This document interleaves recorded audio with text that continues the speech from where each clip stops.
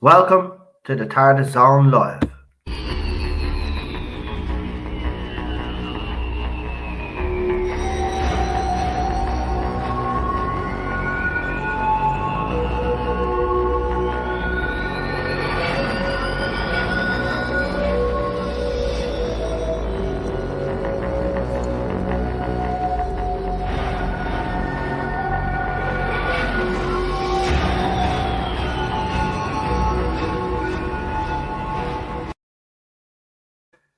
Hello, everybody, and welcome to the Tardis Zone Live on this Friday, the 13th. Yes, it's a day where creepy things happen. But let's just, before we start the stream, obviously, the big thing that's happening around the world right now is the coronavirus. So President Trump has obviously called a national emergency. Apparently, in this country, we will be following suit maybe in a couple of days from now. But all sport, all schools, and all stuff has been, as you can see, with every hour, stuff being closed down. Listen, all I'll just say is, be concerned, but don't be panicking. You're seeing people out there that are bulk buying. Those fucking idiots don't realize that they're actually, that's how food will become short because of idiots like that. You don't need to panic. For any of those people that do obviously have underlying health problems like myself and Cheryl, and there's others out there that are worried, just, try keep yourself, if you can, try keep yourself indoors as much as possible. To those guys, actually, I would say, yeah, yous would probably like ourselves. We're not stocking up as such, but we're making sure that we're getting just that little extra bit just in case we do need to self-isolate. But it's all going to the shit now. The English Premier League and all, Scottish League, soccer, they've all stopped now. So it's getting to the serious stage now, but still no need for panic. The way I look at it is, there was going to be a virus that was going to come along one day and do a bit of damage. We've only got ourselves to blame anyway. Right, anyway, for less of that anyway, so just everybody stay safe and all that's the point I'm trying to make. Anyway, still no cure. Well, no, what did you say earlier on Canada? Canada might have an antidote. They think they've developed an antidote, but obviously it'd have to be tested and stuff. So they'll need a guinea pig. We'll have to wait and see. But we really do need something. But I wouldn't be panicking and going out and mass buying, because what you don't realize what you're doing is you're going to end up wasting all that food anyway, for starters. And second of all, you then make other people panic buy, which means the stores run out of stuff, right? There's enough stuff for everybody out there, okay? There's not going to be a food shortage, right? And by the way, all those people, I just want to say though, there is a section of the population out there that are buying up Tylenol, right? These are idiots. You don't get diarrhea, right? You don't need all that Jack's roll. Again, you're being idiots. What about all the old people that need that shit? Anyway, Doctor Who news. Right, so I have got a bit of news actually for you, which I wasn't really going to mention, but I will. So right now, BBC are at crossroads. And basically, they're deciding how they're going to go about Series 13. 13. Now listen, the coronavirus is not going to affect Doctor Who, because Doctor Who doesn't start filming until September. And most of the politicians and the health officials say this should be all blown over. So it's not going to affect filming. But what I have been told is there's a couple of ideas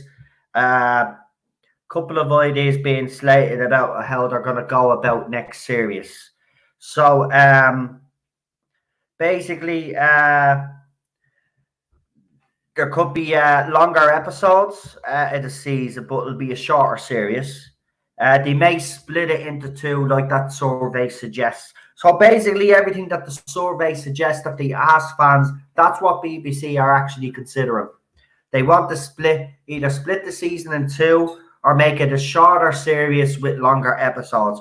Now, I have been informed that Chris Chibnall and Jodie Whittaker will be still here for Series 13, but it will be their last. Now, of course, I will say that is rumour and speculation, because last year I did say that they were going to go at the end of Series 12.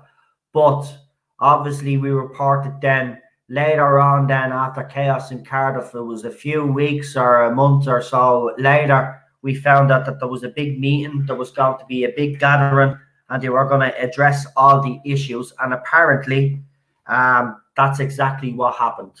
So what I've been told now, as it stands, Jodie Whittaker will be appearing in Series 13 and Chris Chibnall will be there as head showrunner. He will be still continuing. Whether he continues, obviously, with the timeless children nonsense remains to be seen. But what I have been told by people that have worked inside the BBC is that we've maintained the pressure. We're doing a great job. 3 statements now have been released by people connected closely to this show. And we have former writers as well, as you have seen from my video last night. Actually kind of gutted me a bit, because I do like his episodes, Paul Cornell's episodes, Father's Day, Human Nature, The Family of Blood. I love those, but yeah, you know, he asked fans their opinions on the end of the series finale. I went in like most fans did. I left a comment. Now I have to say, I was less militant than I normally do be when I write about it. I actually gave a comment that I thought, you know, it's not going to get me into trouble, because all I basically said was that I was very disappointed in the series finale. I didn't like what Chris Chibnall had done, and it's basically, you know, it's ruined 57 years of Doctor Who canon. And then I go, when I was doing the video last night, and I was doing obviously I was doing that article for you, and then I decided to go in and see how many of these people in the article that I was actually doing, how many of these people had actually blocked me. And as you're seeing, a lot of them actually blocked me. So I was actually quite shocked that he blocked me, because, you know, he did ask fans for their opinion. And this is what I have a problem with. We've gotten to the stage now where even if a former writer of Doctor Who asks fans for an opinion, and if he doesn't like that fan opinion, then he's going to actually block that fan. And I think that is very bad form. This is the thing that we've been talking about, right?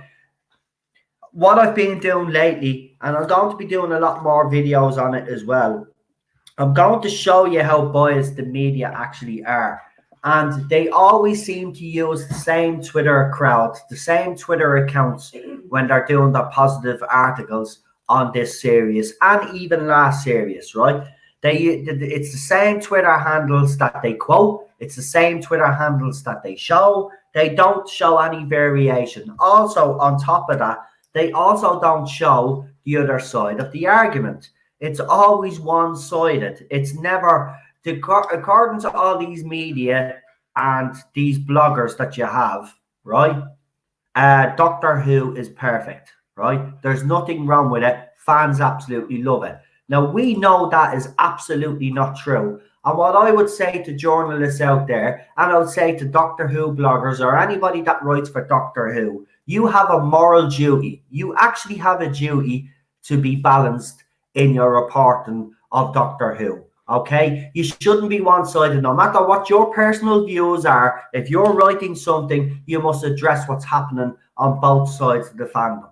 Okay? And this series has not been well received. But if you were to listen to the media and all the online articles that you see, you think that series 11 and 12 were absolutely fantastic and that nothing was wrong.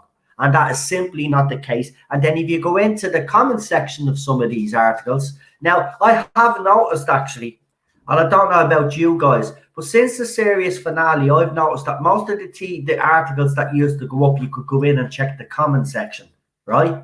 Now, there's not even a comment section in some of them. They've removed the comment section. They're not even letting people in some of the articles actually leave a comment. I've also noticed that one of the articles that I took some of the negative comments from, I went back in that today because it has hundreds, right? And I went to the point where I was, right? And I noticed that a lot of the negative comments were taken down by this article as well.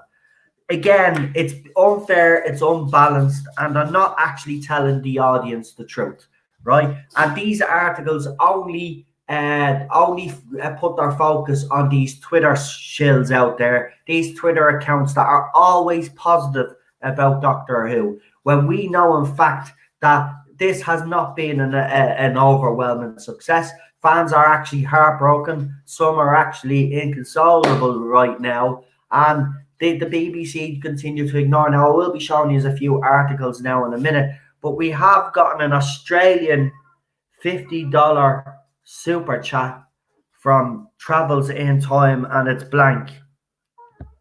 I'd like to thank you for that. I like the TARDIS, by the way. I like your TARDIS avatar there.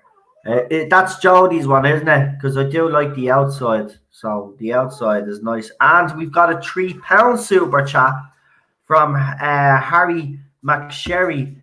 And he says, also the former companions liked the episode. Yeah, of course they're going to come out and unfortunately defend this. Because remember, some of these people, obviously their careers are on the up right now. But there's going to come a time where they're not going to get as much work and they will rely on the BBC. Look, I'm not really going to start criticising old cast members. I'm disappointed. I have to be honest, I am disappointed. I wish they'd actually come out and tell how they really feel, but they won't. But I'm not going to start going after them. I still like David Tennant as a Doctor. I still love Karen Gillan as a companion. Even if they back this, it's because, you know, they're playing the game. And they know, they've seen the negative reaction that Peter Davison got. So, you know, they're wide to the situation. Also, just a little bit of other news. We did mention this in the stream a couple of days ago. But there's a rumour flying about of a Torchwood series. Now, of course, it turns out there was an announcement made by John Barrowman. It turns out that he's playing the Wicked Queen or something, or the Wicked Witch in some show. So it doesn't look like that is happening on the Torchwood thing, but there is a rumour, and it's very disturbing, that Chris Chibnall would like to bring back Torchwood. Now, we already know that John Barrowman has already said that he would like it. So for me, that would have to be basically RTD stopping this from happening, right? Because it's obviously it's his baby. So I don't know. I don't see it happening right now, because the main show, the focus right now is on the main show. If they start, you know, if they bring out Torchwood, yes, it would be a distraction, I think, but I don't think they're that clever, to be honest with you. And Daniel Dare also got blocked by Paul Cornell. It's actually very sad that we have. But I wrote up a tweet last night, and in that tweet, I was very nice. I said they're my favourite episodes. It's sad that we've gotten to this stage, but I have invited him on here. I have sent out an invite to Paul. I have basically said, well, if you'd be willing to come on a Doctor Who panel and actually address some of those fans' concerns, because, you know, not all the fans actually like this. It would go a long way, in my opinion. You know, if someone was to come and talk to us guys here, and you know, I mean, if you're going to make stupid statements and say that this fits into perfectly into canon, and others, and I mean, his tweet about it as well was actually cringe-worthy, to be quite honest with you. I mean, again, if you could come on here and explain how you think this fits perfectly into canon, because I'm pretty sure we could bring a few people on here that could actually challenge it on all those things. See, this is the thing. They're using the newspapers. They're using all these shills to do their dirty work for them, the BBC. Right? They know that this show has gone down the pan, but they're not going to admit it at all. Now, there's a couple of things I do want to show you tonight. Because, as usual, there's a couple of people out there that have said a few things that have annoyed me. And you know me, when someone says something stupid, well, so where we go?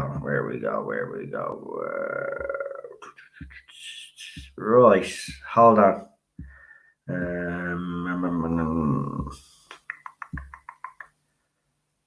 Right, this is it. Right, and then we're going to get up the article as well. Right. Now, I'm not going to actually slag this person off or anything, but he's basically he's trying to so as you can see here, right, this guy obviously has a problem with what Gary has had to say about the timeless children nonsense. No, Doctor Who's big new changes don't betray or ruin anything about the series. And then he actually links a Radio Times article, right? Says this article's for all fans like neurotics, saying with this season finale, Chibnall has destroyed it. This says what I have. No, it's expanded the mystery. Okay, so we'll get this article up now, Steve, and we will have a look at this Radio Times article by probably a shill that actually works for the BBC, or actually it's one of those Twitter crowd that have done it. Doesn't matter anyway. We will get your article up anyway, so we'll get that article up, right? So Radio Times, no, Doctor Who's big changes don't betray. Okay, so no.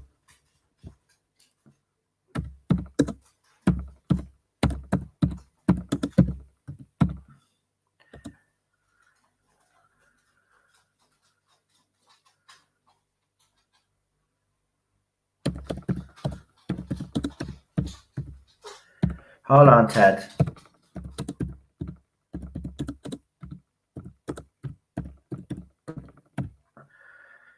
The Radio Times are a bunch of shills anyway. Where's the Radio Times? Right, here we go. So we will have a look, because you have actually said that I should look at this article. So we'll have a look at the article, Steve. And while we're having a look at the article, obviously, guys, I'm at the... Right, guys, when I bring this article back up, right, and you are reading it, if anybody wants to leave any comments on...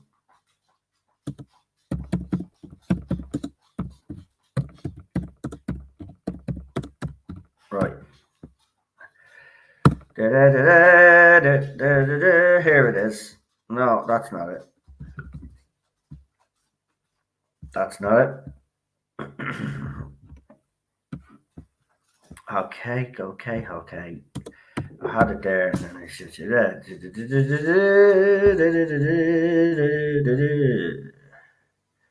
Right, here it is. I have it.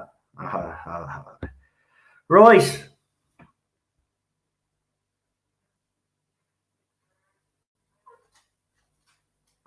Yeah, schools, yeah, everything is closing down. Now we're fine. Me and Cheryl don't really mix with other humans, as we call them.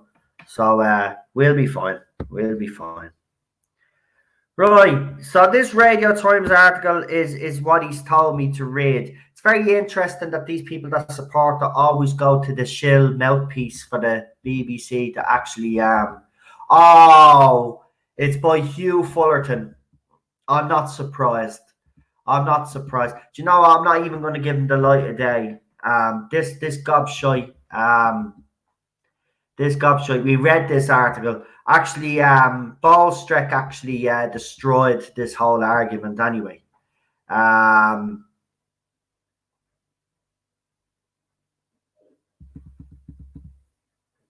Let me see. Is it smart? No. Right. So this is what he says. Right. So we just get in. We just get in.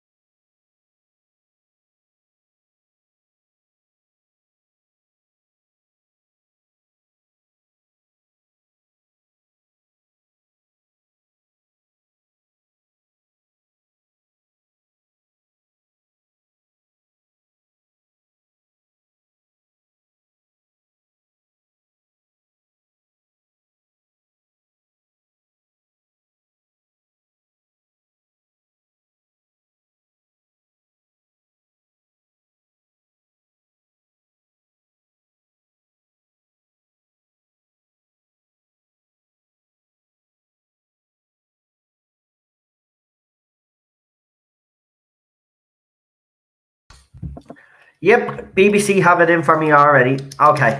Yeah, they just want to basically, they don't want the doctor to have a 57-year history where all the doctors were white males. So this is what Chris Chibnall's main aim is to do. It's nothing got to do with being diverse and stuff. Sure, even see the way the story is. It was all shoehorned in.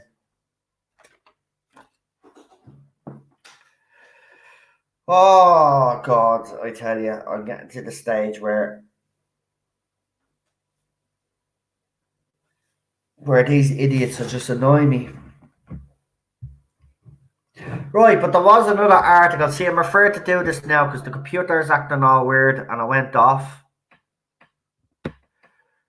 So I want to make sure that I'm still here while I'm doing this. And thank you guys for those super chats. I really do actually appreciate it. I'm blown away to be quite honest with you. It's very nice of everybody.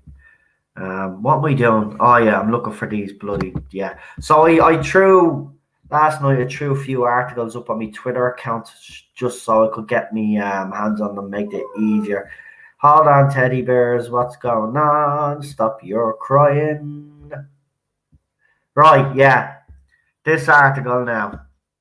I like this article. I like an article that comes out and criticises the BBC. Right? Love it. I love it when an article comes out and criticises the BBC.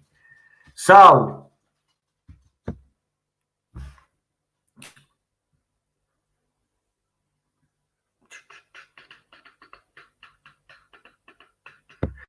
we'll share this screen now and I'll show you this delightful little article. Right, so let's see if you can see it on the screen. screen. I always have to make sure that you can see it on the screen.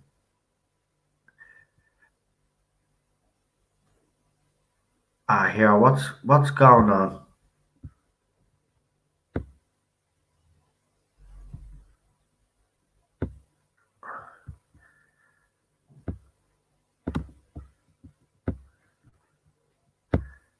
Right, we seem to be having a few issues.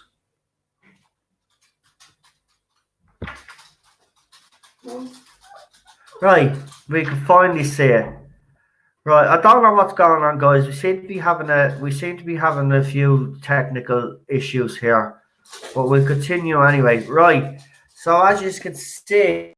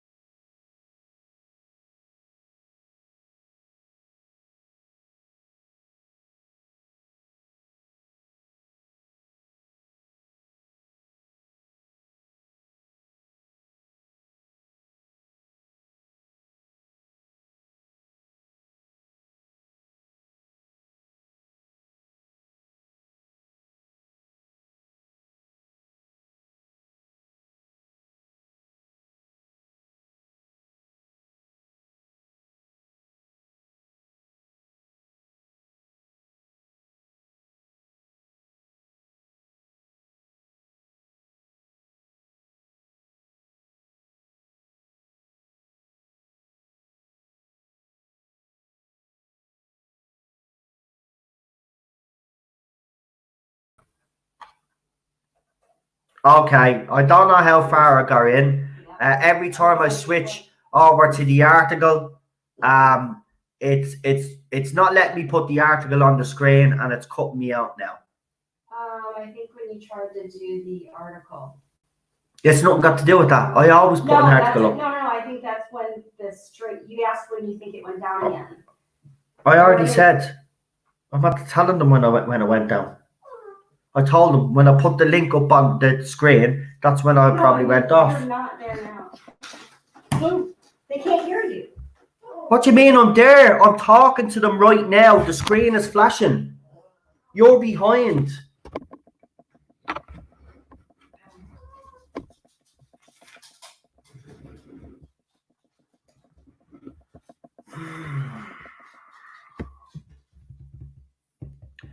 Right, if you can hear me, let me know. There you go. I told you, you're behind. She does this every time though. Here, put the earphones on so you're not getting distracted. I'm not. No, seriously, I'm not messing. Put the earphones on. I don't have any sound on.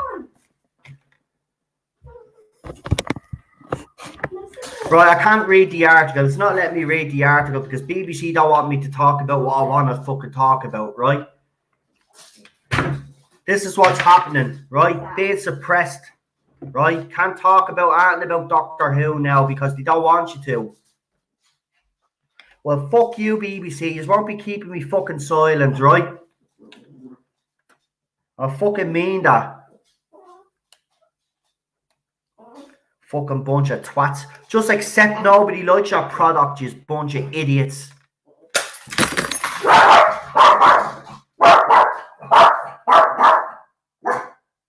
And I'm just at the smashing the light bulb all in my hand now. Why did you have a light bulb in your hand? Stop.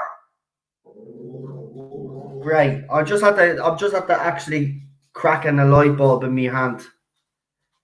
Fucking hell. There's glass in my hand. Go to the. You have to stop your stream. No, I won't have to stop my stream. Just get the sweetener so he doesn't stand on the glass for starters, yeah? Teddy. Jesus Christ. It is officially Friday the 13th? Yes, it is. You could say that again. Holy shit, that is. Why did you have a light bulb in your hand? Because I was messing with it. Why? Well, I didn't. That's all. No. Ted. Here, just take. Daddy's a plonker. Is that the broken? Oh, that's the good light bulb. No, it was already broke.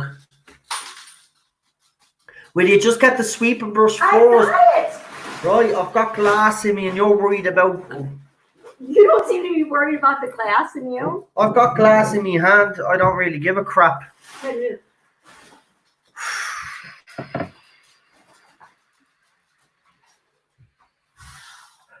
I don't know.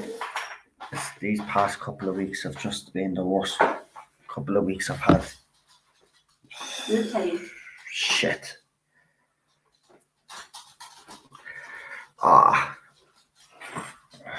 That doesn't feel too good.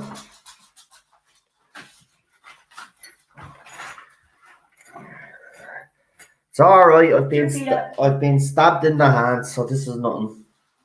Yeah, I got you. Well, anyway, the article was a bit... I thought it was going to be an article to kind of criticise. She does kind of criticise, but she's also praising them at the same time.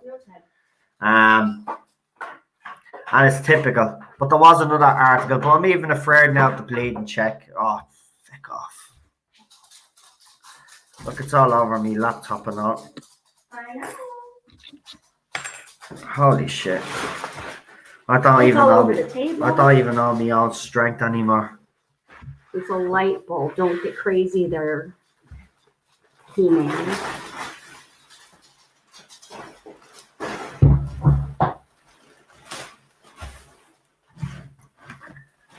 Right. I'm just hang on, just getting rid of this glass here and we'll get back to normal. Get away. No, let me do it my way. Yes, Ted, because picking up the glass is so much safer I than know. using wet cloths. I will pick up the glass if I want Ted. to. Right, I've already got a big chunk in my hand. I can feel it. I literally don't know which one of you is getting on my tits more right now. That's a nice thing to say to the audience. Sorry about Cheryl talking about her boobies like that. It will not happen again. That's No. not what that phrase means. Teddy. Right, hold on. Everybody's saying there's strange audio. That's probably the combination of the plastic bag.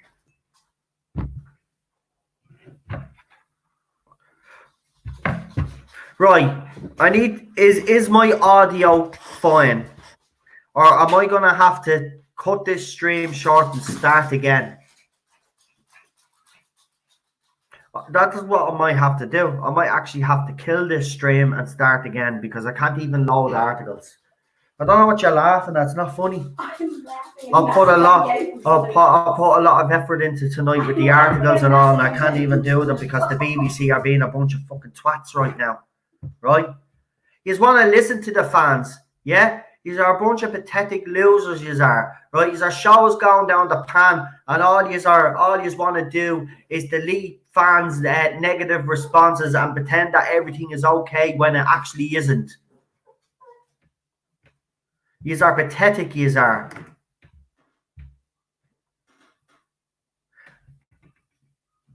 And you know what? Taking the TV license away is not the only solution here, right? There has to be other ways. I'm seriously thinking of coming to England and organising something because this can't go on. It can't. They're in the look. As I've been told earlier on, we're doing great because the fact that they've had to come out and make statement after statement after statement, they're actually starting to get annoyed now, right? So we keep it up, we see what happens. But yeah, shit. There's actually that's deadly looking. I can actually see the inside of my hand. It's great. Yeah.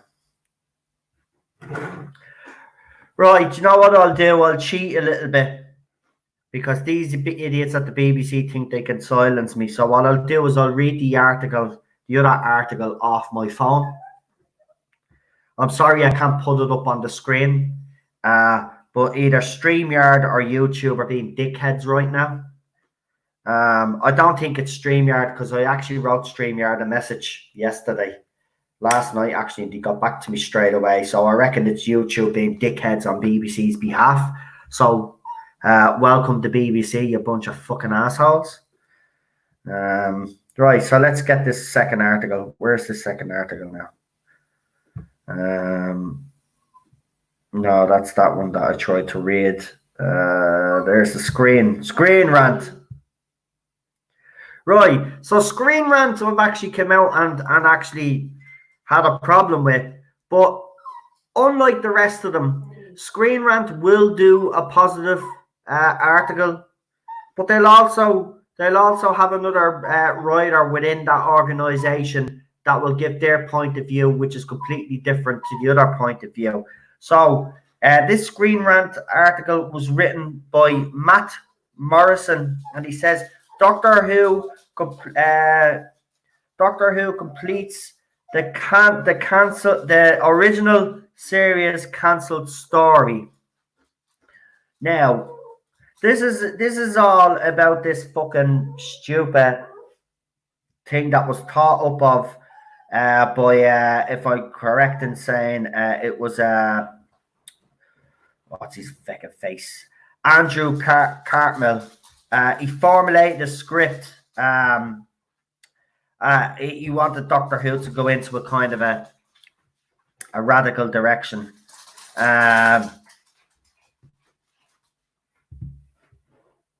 So basically it was, we'll read this article so it can give you a bit more context. So the finale of Doctor Who Season 12 completes a storyline that was meant to be introduced during the era of the Seventh Doctor at the tail end of the classic series. The so-called Cartmel Master Plan was intended to establish the Doctor as a legendary figure with ties to the foundation of the Time Lords, and the Timeless Children has accomplished that. No, the Timeless Children has not accomplished that. Again, typical. Written by current Doctor Who showrunner Chris Chibnall, The Timeless Children was the culmination of a season full of mysteries. The season started with the introduction of a new master who destroyed the Time Lords after learning of the great secret that the Elders had hidden away for eons. Blah blah blah blah blah blah blah blah. We know that.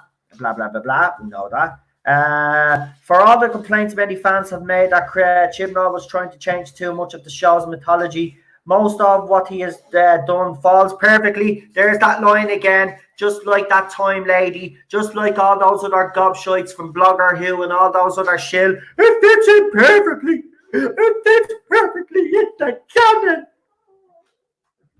Do you know what Chris Chibnall has done? Every cockeyed little idea that some little Doctor Who fan out there that was totally ridiculous, he has made canon. Every piece of fanfic, every piece of ridiculous, stupid fucking theory that there was ever out there that was never actually fucking used, he has made canon, right? Because he's a fucking clown. Now, I'm sick of this line, and I'll say it again, I'm sick of this line. It fits perfectly into the mythology, and it fits perfectly into canon. No, it doesn't. And you don't give the evidence to actually show that it does, because there's none. The only evidence that you have is evidence that defeats this pile of shite. That's it, Ted. You tell them. That's it. You fucking tell them, Ted. Ted's like me.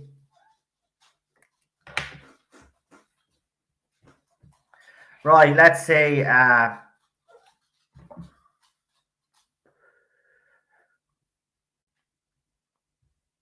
so what was the master plan? You will want to know. So here was the master plan. So Doctor Who found itself in dire straits through the 80s. Oh, a bit of deja vu there, isn't there? Isn't there, BBC?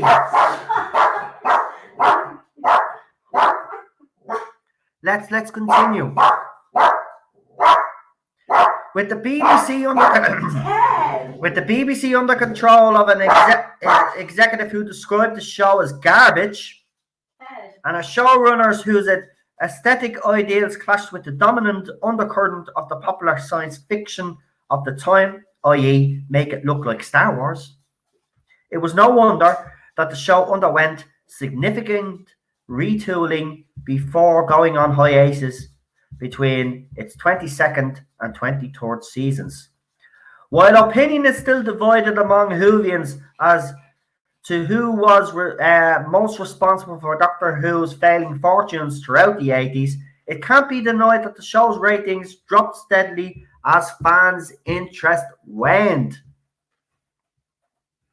Enter Andrew Cartmel, an inexperienced author and editor who was hired as Doctor Who script editor for season 24, and at the same time actor Sylvester McCoy was brought into the series as the Seventh Doctor. Cartmel had an unusual take on why Doctor Who was declining in popularity. To Cartmel, the issue was not that there was no place for the Doctor in modern world or that the show looked too low budget. The problem was that the sense of mystery which surrounded the Doctor and his race to Time Lords had been slowly eroded by stories like Arc of Infinity and the trial of a Time Lord, which turned the once unknowable guardians as time and space into a group of squabbling bureaucrats in robes and funny hats. Go and kiss my arse. With writers Ben Aronovich, whoever the feck that is, I don't give a crap, stupid second name, and Mark Platt, another stupid second name, Cartmel began developing the idea that the Doctor was far more than a renegade Time Lord.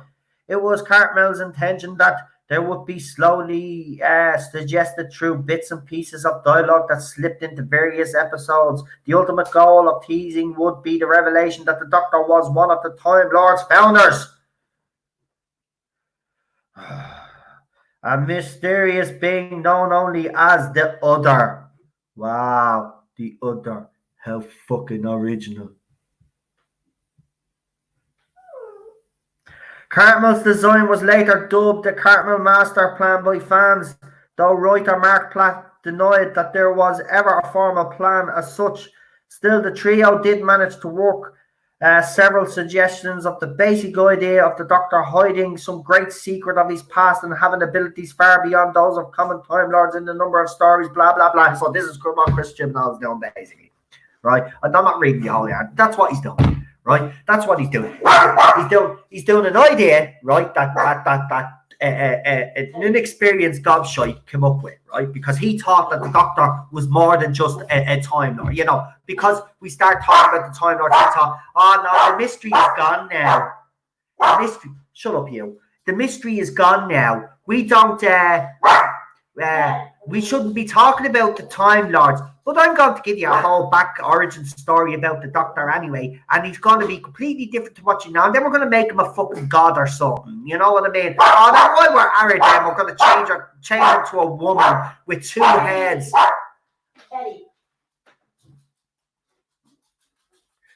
It's getting ridiculous, man. Anybody can be the Doctor. Ted can be the Doctor, or I can be the Doctor. Your bleeding nose hair can be the Doctor. Jesus Christ almighty, even your pubic hair can be the Doctor. That's how bad it's getting. Right? Do you know what? Someone should write a bit of fanfic out there, right? That's absolutely stupid. Because you know what? Chris Chibnall will steal it and he'll make it part of his fucking idea. Why don't you turn the Doctor into an elephant or something? Or two-headed gorilla. Fucking hell, man. It's getting ridiculous.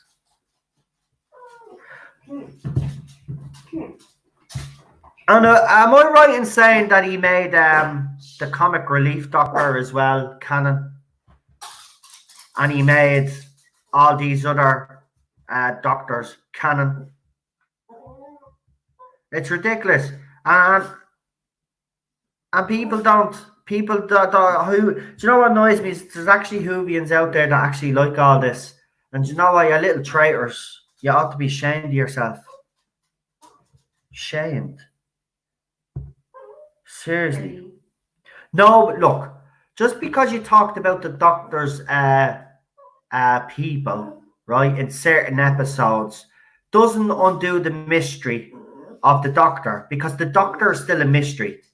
We still don't know why. Well, we do to a certain extent know why he left Gallifrey, but we don't know the whole reason why. We don't know the whole backstory of the Doctor either. So there is still that mystery there. These idiots are trying to say, well, with this, it brings back the mystery. The mystery wasn't gone in the first place, you idiots. Right? You are the ones that think the mystery is gone. The mystery wasn't gone. It's still Doctor Who. We still don't know we still don't know much about him. We still don't know why he left Gallifrey all those years. He tells little snippets, but we don't know the whole truth. We still don't know his name. Right? Well, we do now. It's the Timeless Child.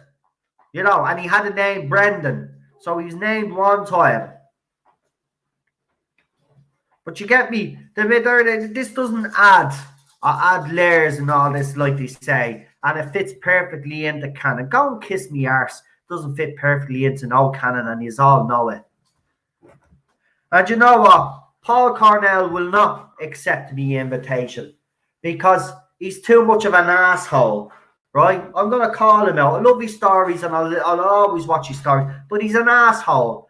Any writer or any person connected to this show that blocks a fan because they didn't like the last episode, because I feel that actually ruined 57 years of history, right? If that's where we've gotten, that a writer of this show is going to block me because he doesn't like my opinion, well then, do you know what? He can go and fuck himself, right? I don't give a shit. He won't come on because he's a chicken just like the rest of them. They're all a bunch of chickens. And by the way, I just want to point out that there's a couple of YouTubers out there that have been mounting on Twitter and saying that they're going to do this video and they're going to call out all us YouTubers that had a problem. Go for it. You want a Twitter war, you want a YouTube war, go for it. We're waiting and we're fucking ready. And I tell you fucking something, by the time we're finished, we'll be the YouTube channels that'll be standing. You won't have a fucking YouTube channel. You won't have a Twitter account. So bring it on. Bring it on. Right? Bring it on. So Crispy Pro, yeah? Piggy reviews, right? All you other fucking idiots out there that are saying that you're going to call us out, well, fucking call us out. You'll see what'll fucking happen. You want a Twitter war, you want a YouTube war, you fucking got one. You got one.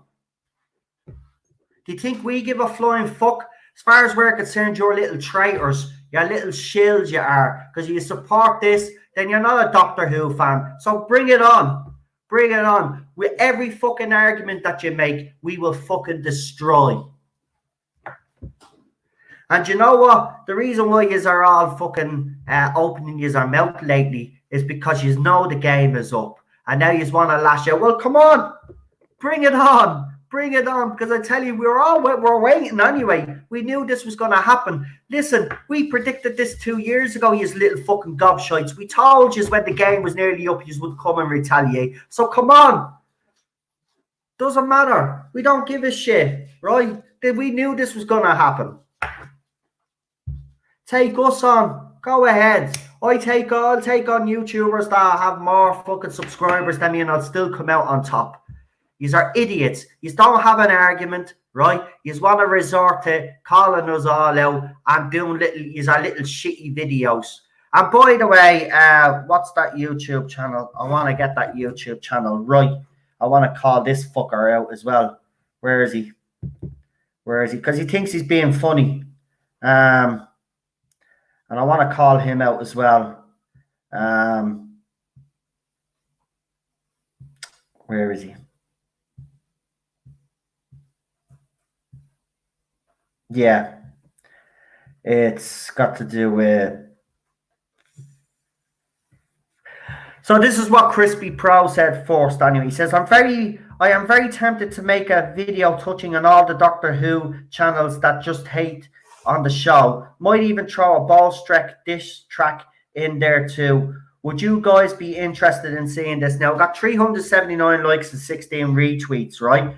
But most of the comments are obviously from people like ourselves. Matrix Lord's in there. There's a couple of others actually warning him not to do it. Now, he hasn't responded since he actually put that up, right? But there's a couple of other YouTubers out there. They put up a live stream and they called it the Doggy Fiddler live stream in relation to Ballstreck. Now, I've sent that to various people. I've also sent it off to the Met Police as well, because they're actually, as I said, that's actually slander. And that article that baldy-headed bastard did that caused all this in the first place, he took it down because he knew. So what they're doing is it's a crime. Yeah, I've seen Crispy Pro. He looks like a junkie, to be quite honest with you. I've seen him. He looks like a little junkie Skeletor cunt. Don't give a shit anymore. I'm going to call them all out. So this other idiot, what's his name? Where is he? I call him the little virgin, the three virgins. Where's the three virgins gone? Where are they?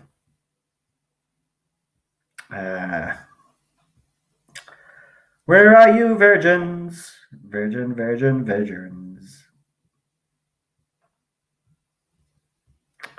Where are they? Anyway, I've just noticed though that these YouTubers that have decided that they're going to come out and attack all of a sudden. I've looked at their channels, all of their channels actually. Their videos are struggling. You can actually see with the subscribers that they're getting that their videos are actually not doing that great. This is the only reason why they're doing it. They think if they go at if they punch up, they'll get some recognition or something. But yeah, they will get recognition. But they'll only get recognition for the fact is their YouTube channels are all going to be taken down, or all their Twitter accounts are going to be taken down because they're picking on the wrong people. Listen, if you want to be a sellout, you want to be a shill, fine. right? But you don't go on Twitter and start pretending to be a big man, right? Because listen, you go ahead, go ahead. Yeah. So this gobshite, they took down the tweet. Genesis of Adrazani, they're on Twitter. They put Dog Fiddler live stream highlights. Now the actual live stream is actually up on YouTube. Just to let you know, who they are. So you can go in and report the stream. I want you to report the stream. Now, Ballstrek doesn't give a shit, right? Because he believes in freedom of speech. But I believe if you slander someone, you should be punished. And the only reason why these guys think they can get away with it is because they're not being punished. So I want to wipe the smile off their little virgin faces. Because if you look at them, they actually look like the one person, but they're not. They're separate people. But if you look at them, they all look like they've never gotten laid in their lives anyway, and they all live in their mammy's basements. And they're all in their early 20s, so they're a bunch of little twats. So this YouTuber's channel is called, so you could go in and report the stream, of course. As I said, this is what we used to do in the early days on this YouTube channel. I'm not encouraging anybody to harass anybody. I'm encouraging people to go in, and people that will look back on this stream and listen to the stream. And I'll make it clear to you right now, I do not want anybody going in and bullying these people. I just want you to report the stream. Now, I'm making that very clear, right? And if I go into the comment section and I see that anybody's in this live chat, right, that has went in there and said anything, right, I'll be removing you from the channel, right? I just want you to report the stream. That's it, right? Now, this is called EDAR. So it's EDAR. EDAR #6. The Burial of the Dog Fiddler is the name of the stream. And it's on Genesis of Adrazani's YouTube channel. Now, I must point out they've only got 395 subscribers, and it's the only reason why they're doing this is because they think by calling out Ballstrek and saying these things about Ballstrek that they'll actually get some sort of recognition or something. They're only doing it to get, to be for a bit of notoriety. But what they don't realize is what they've actually done. And the fact that they've actually left up the stream, they're a bunch of ticks, right? The fact that they've actually left up the stream, and the stream's title is this, The Burial of the Dog Fiddler, right? That's slander, right? There's also the people that are involved. There's Callum's channel there as well, Dylan's channel, Joey's channel, and Brian's channel. I'll just get up the name of their channels as well because they're part of this stream. They deserve to be exposed. Editron, that's his. Editron is another YouTuber that's involved in this.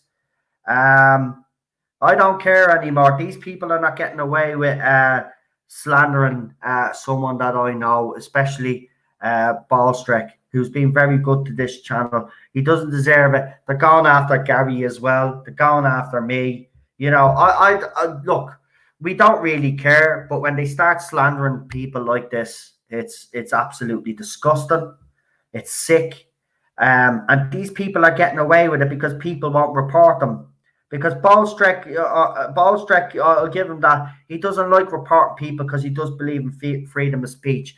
But I have to say, there comes a time when, you're being slandered, mate. You know what I mean? There's, I'm sorry, but we would disagree on that one. Actually, someone that's following me on Twitter, I'm actually very surprised. So I'll be getting rid of that person now. I didn't know they had a YouTube channel. But Lord Star also is part of that panel. So I'm going into their, basically, he's linked all their channels as well. which is he's actually shot them all in the foot.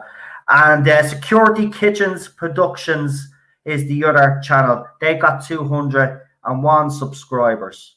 So this live stream that they put up was just basically, you know, they're trying to get a little bit of notoriety for themselves, but that is slander. That is like, it's basically bestiality. That's what they're saying. It's like the dog fiddler's burial. They're calling him a dog fiddler, which means basically it's bestiality they're talking about. So go and report that stream, right? It's in, as I said, Genesis of Adrazani YouTube channel. You will see it. The live stream is there. Report it. I'm not asking you to go in there and harass them. I'm making this very clear. If I see anybody in the comments, because I will check, and if I see anybody from this channel that follows me going in there and actually making comments and actually pulling them up on it, I'll remove you. Right? I've done it on the channel now. We've done enough. All I've asked you to do is report it. Right? Because what they've done is against YouTube's policy. And by the way, they'll get an out strike on their channel as well. So it will really actually put the frighteners up them, because they can lose their channel. You know, they get 3 strikes, they're gone. So actually, Chris, do me a favor. Genesis of Adrazani is the name of the YouTube channel. Do me a favor, put it up in the live chat there, and guys, get reporting on that stream. Go into the specific stream that I've said and report it. Oh, and by the way, Blue Bonnet obviously had a stream earlier on. Oh, I hope she's all right. Is she okay? I wonder what's wrong.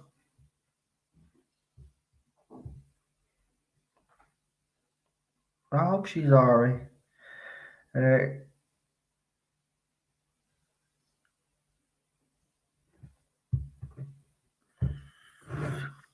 Well, here, we'll see if we can get a guest on. She said she's bored. We'll see if she wants to come on and talk.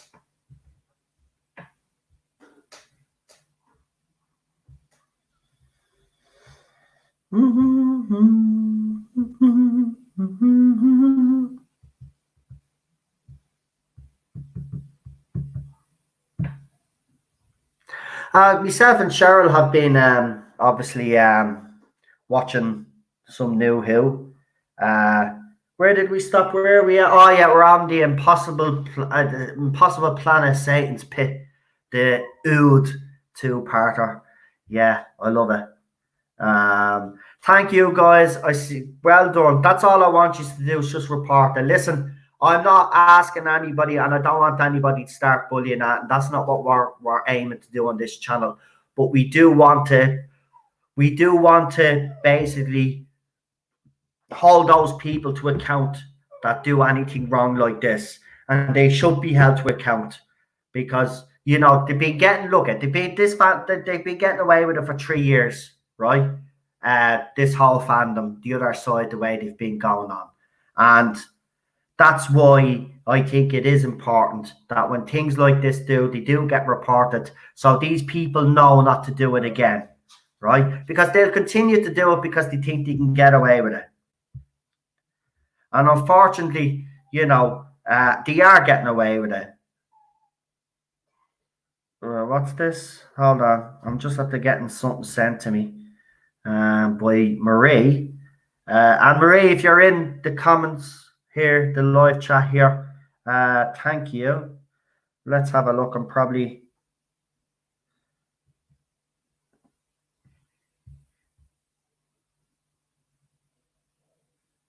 Oh, Jodie Whittaker doesn't look well. She did a video for somewhere, a video called Doctor Who Russia, and oh, she looks pretty. She looks like she has a cold or a flu. Hold on, I don't think I can.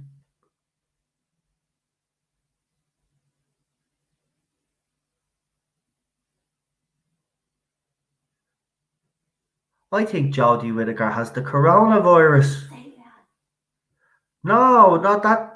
That'd be horrible. No, but but just don't say No, we can. I'm just saying she might have. No, I could say that if I want to, right? I'm at seeing a video, right? I seen a video. Someone's at the asking, does Jodie Whittaker have the coronavirus? Because she did a video and she looks like shit. And I'm allowed to say that.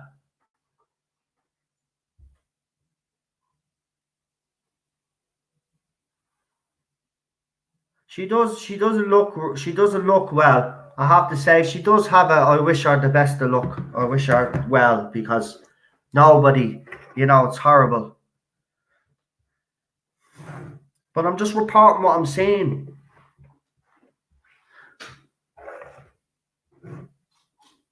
I'm not saying I'm bad. I'm just saying Jodie Whittaker might have the coronavirus, and if she does, I hope she gets well soon. Nobody wants anybody to get the coronavirus. And it was a fan that asked, so I'm just looking. No, we're not saying she has it. Why, who's saying that? No, it's just to be clear, you're not saying she has it. I didn't say that. That's what I'm just clarifying. No, but you don't need to clarify. I clarified it 3 times myself. Okay. Oh, I don't even know.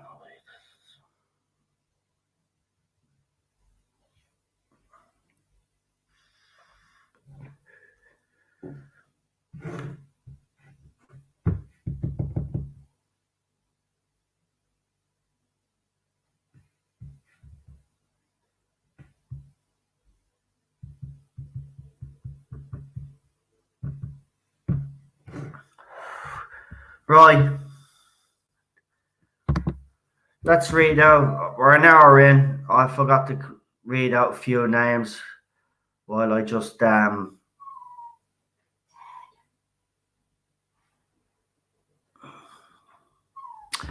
we've got Derek, Milan, Daniel, Lee is here, Colin, Nicholas, Garbage is here as well, Lee Anthony Davis, Travels in Time, Nicholas Horton is here as well, Colin is here, Arithmetic Critic is here, Master Andrew is here, Lindsay is here,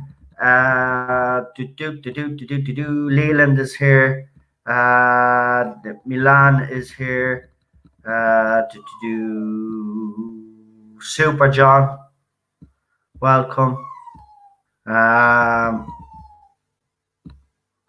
Nicholas is here. I think I mentioned you. Chris, welcome. Farsha is here. Welcome. Crusader, welcome. Marty. The good, the bad, the Dave, welcome. Problem being.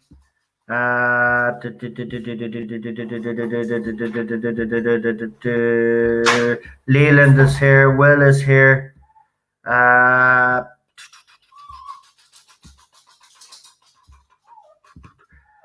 Crystal is here, and Ian is here as well.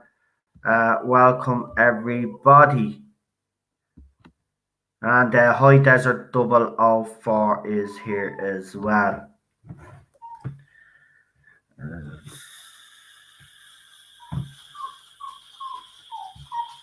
And Ian, check your messages on Twitter, please.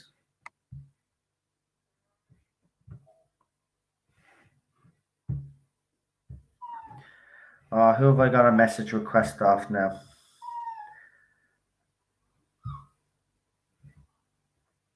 Who the? What?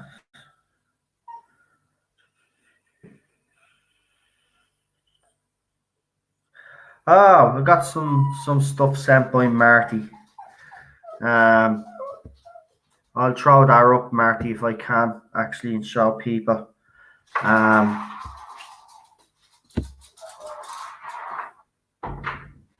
Listen, sorry about that. I know people are thinking, like, well, I wasn't saying, like, I know Cheryl's just trying to make sure that I don't get into trouble. But I think you all understood when I said it, that I wasn't saying, that she has it. Cheryl just likes to make sure, because she doesn't want me to get into trouble. So just in case anybody is thinking we're giving out, we're not. It's just she always does it anyway. We're used to it. This is the way we go on. And anybody that follows me on the streams will see that this is the way we go on anyway. Yeah, everybody understood. Coolly billy. Oh, by the way, Cheryl will be part of the panel on Sunday for the New Who episodes. I obviously haven't mentioned the rest of the panel yet because I still have to talk to a few people. But I'm going to try this again and see if I can actually show you something on Twitter. Now, Cheryl is behind, so if you do see it spinning, you can let me know this time. Oh, Gary is here as well, is he? Gary just popped in, did he? No, he's been here. All right, did I miss your name? Oh, Joe is here as well. Marie is here. Gary, Jason. Sorry, sorry, folks. It only goes up so far. If I have missed your name, actually throw it down there now. Sorry. Yeah. We got it. Right. So, right, I'm going to be bringing on a guest now in a minute because I think we need a bit of cheering up. Well, I do anyway, because do you know what? Look, the only reason why I'm still covering this fucking crap is because, for the simple fact is, I'm not letting BBC get away with the fact that they're telling everybody that this is great, right? It's not great. It's rubbish. We all know it's rubbish, and they're not getting away with it. Right, let's see what I've been sent anyway. So I'm just going to throw this up on the screen, and it says, right, so Doctor Who magazine editor Tom Salisbury, yeah, he puts up the figures all the time. Commented with the general downturn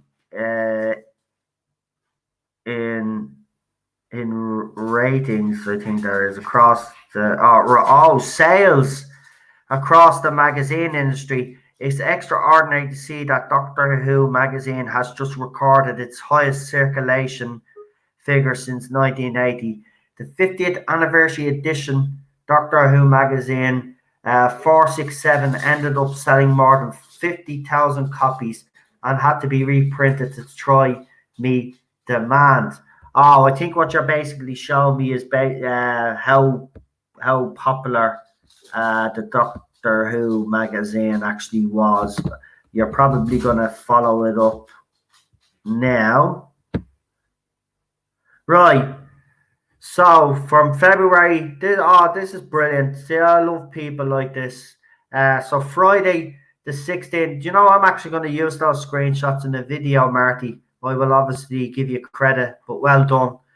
Friday the 16th of February 2018, reported by Marcus, Doctor Who magazine had an average circulation figure of 21,275 issues between July and December. Wow. So it reached that figure from July and December, but when they released the 50th, they had to reprint more because they ran. Wow. Oh, and by the way, Doctor Who magazine, according to the shills, is flying off the shelves. Right, let's see.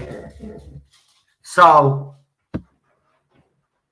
Doctor Who magazine sold, or circulation average per issue was 17,586.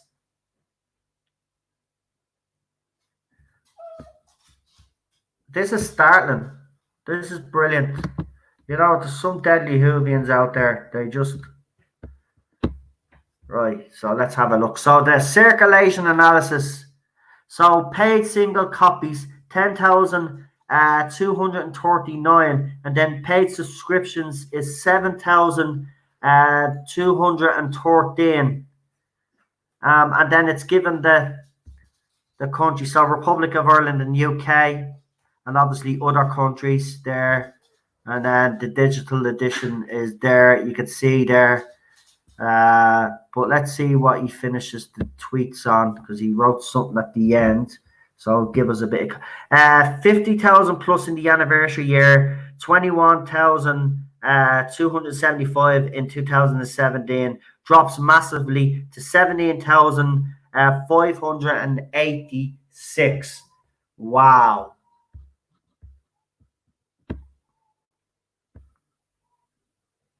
Now, oh, there he is. There's the main man himself. Well, We'll give Ian a second there. I'll just put him on mute for a second because there's a bit of an echo. So we'll just until he's here. So yeah, I mean, oh no, the screen's froze again.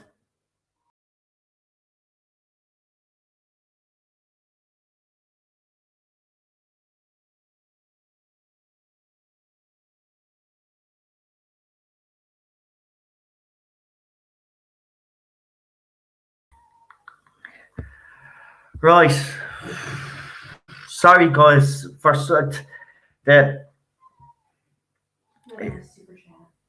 What? I got another super chat. Where? They didn't come up on my screen yet. I'm looking at it. From garbage. Oh, there. Oh, see that? Because the screen froze. Well done, Cheryl. Thank you for that. So we got a two. Well done, Cheryl. Yeah, we got a £2 super chat from Garbage, who was the very first person, if I remember correctly, was the very first person to give this channel a super chat. Cheryl on the panel, is red wine involved again? Oh, you want drunk, Cheryl? No, I don't. No, you can't give me drunk, Cheryl. No, no. Drunk, Cheryl. Everybody wants She's one Cheryl to take over the Tardis arm and me to retire while you are all Aaron. Which is like a woman to take over. It's like giving out a woman took over Doctor Who, but just have no problem with taking over my live streams. Hi. Hey, Hello. how are you? Fine. How are you? I'm getting there. I'm a little bit better. I'm angry now at this stage. What's made you angry? All these bloody articles, all these YouTubers coming out all of a sudden wanting to start a little war with all of us because we have different opinions on a TV show, right? And then they keep telling us, well, if you don't like it, walk away. I don't think these idiots actually quite understand what it is to be a fan. Some of us are mostly attached to this show. We can't just walk away. No. I had one told me yesterday, if I need any help with suicide, let him know. Wow. So I said to him, I replied, I gave him 2 tweets back before I blocked him because I thought, I can't resist it. It didn't annoy me, but I was just my own back. I said, I've just read your tweets. I said, I'm really sorry about it. I had no idea. I'm really sorry. Just making something bullshit up to wind him up. And I said, I really see that you'll see you next Tuesday. And then blocked him. Wow. Well, if you have those tweets, man, send them to me, man, because I'm exposing these little shits. Because so someone basically said, if you want a hand killing yourself, let me know. See, this is the kind of disgusting behavior we get in this fandom. And you know what? Actually, I'd like to call out some of the media out there as well, which is not actually focus on what these fans are actually saying to fans like us, instead of focusing on us being the toxic ones, when you clearly know we're not the toxic ones. We're trying to defend the show that we love dearly. And I'm sick of this, right? It actually has upset me that Paul Cornell has decided to block me, because the 3 stories that he has written are the 3 stories that I absolutely love in Doctor Who. But the fact that we've gotten to the stage where you can't even complain about the current era without a previous writer of the show blocking you. Now, what happened with different fans have different opinions? I mean, has he forgotten that there would have been a time when he was watching Doctor Who maybe as a fan and he didn't like it? You cannot tell me that there's a Doctor Who fan that liked every single Doctor Who story that's ever been written. It's impossible. It's not possible anyway. And if you did, well then, I'm being honest with you, you're lying, because everybody has their favorite stories. Everybody has their little, what would you call it, their secret guilty pleasure ones. And then you've got your ones that you absolutely hate. Yep. We got James Johnson in the chat. Welcome, James. Nice to have you here. Go ahead in. I tell you why he blocked you. He is there's a guy on Twitter, just get his handle. He's not a bot. He's not really involved in the debates, but he does not like Rick Zera. His name is on player number 6 after the cigarette brand. And I said to him something, and he told me it's called being on brand, where might publicly say, "Yay, it's wonderful." Privately, they say it's a load of shite. And that's what I think Cornell is. Because he's a writer and he's still within the BBC, he can't really come out and fair say, enough. I get that, and I do get that. But then here's my point. Then is in right. He shouldn't have asked the question in the first place. He shouldn't have put the question up on his Twitter account if he didn't want to hear. He knew fans were gonna, and I think that's why he did it originally, because he wanted to see the fan reaction, because he knew there was going to be a negative reaction to that. But when it got too much, as you said, he had to be seen to be blocking people. But I'm sorry, Paul, right? I know you have to defend the BBC, but don't be blocking fans, man. Leave those comments up so people can actually see what people are saying. You might secretly agree with us, right?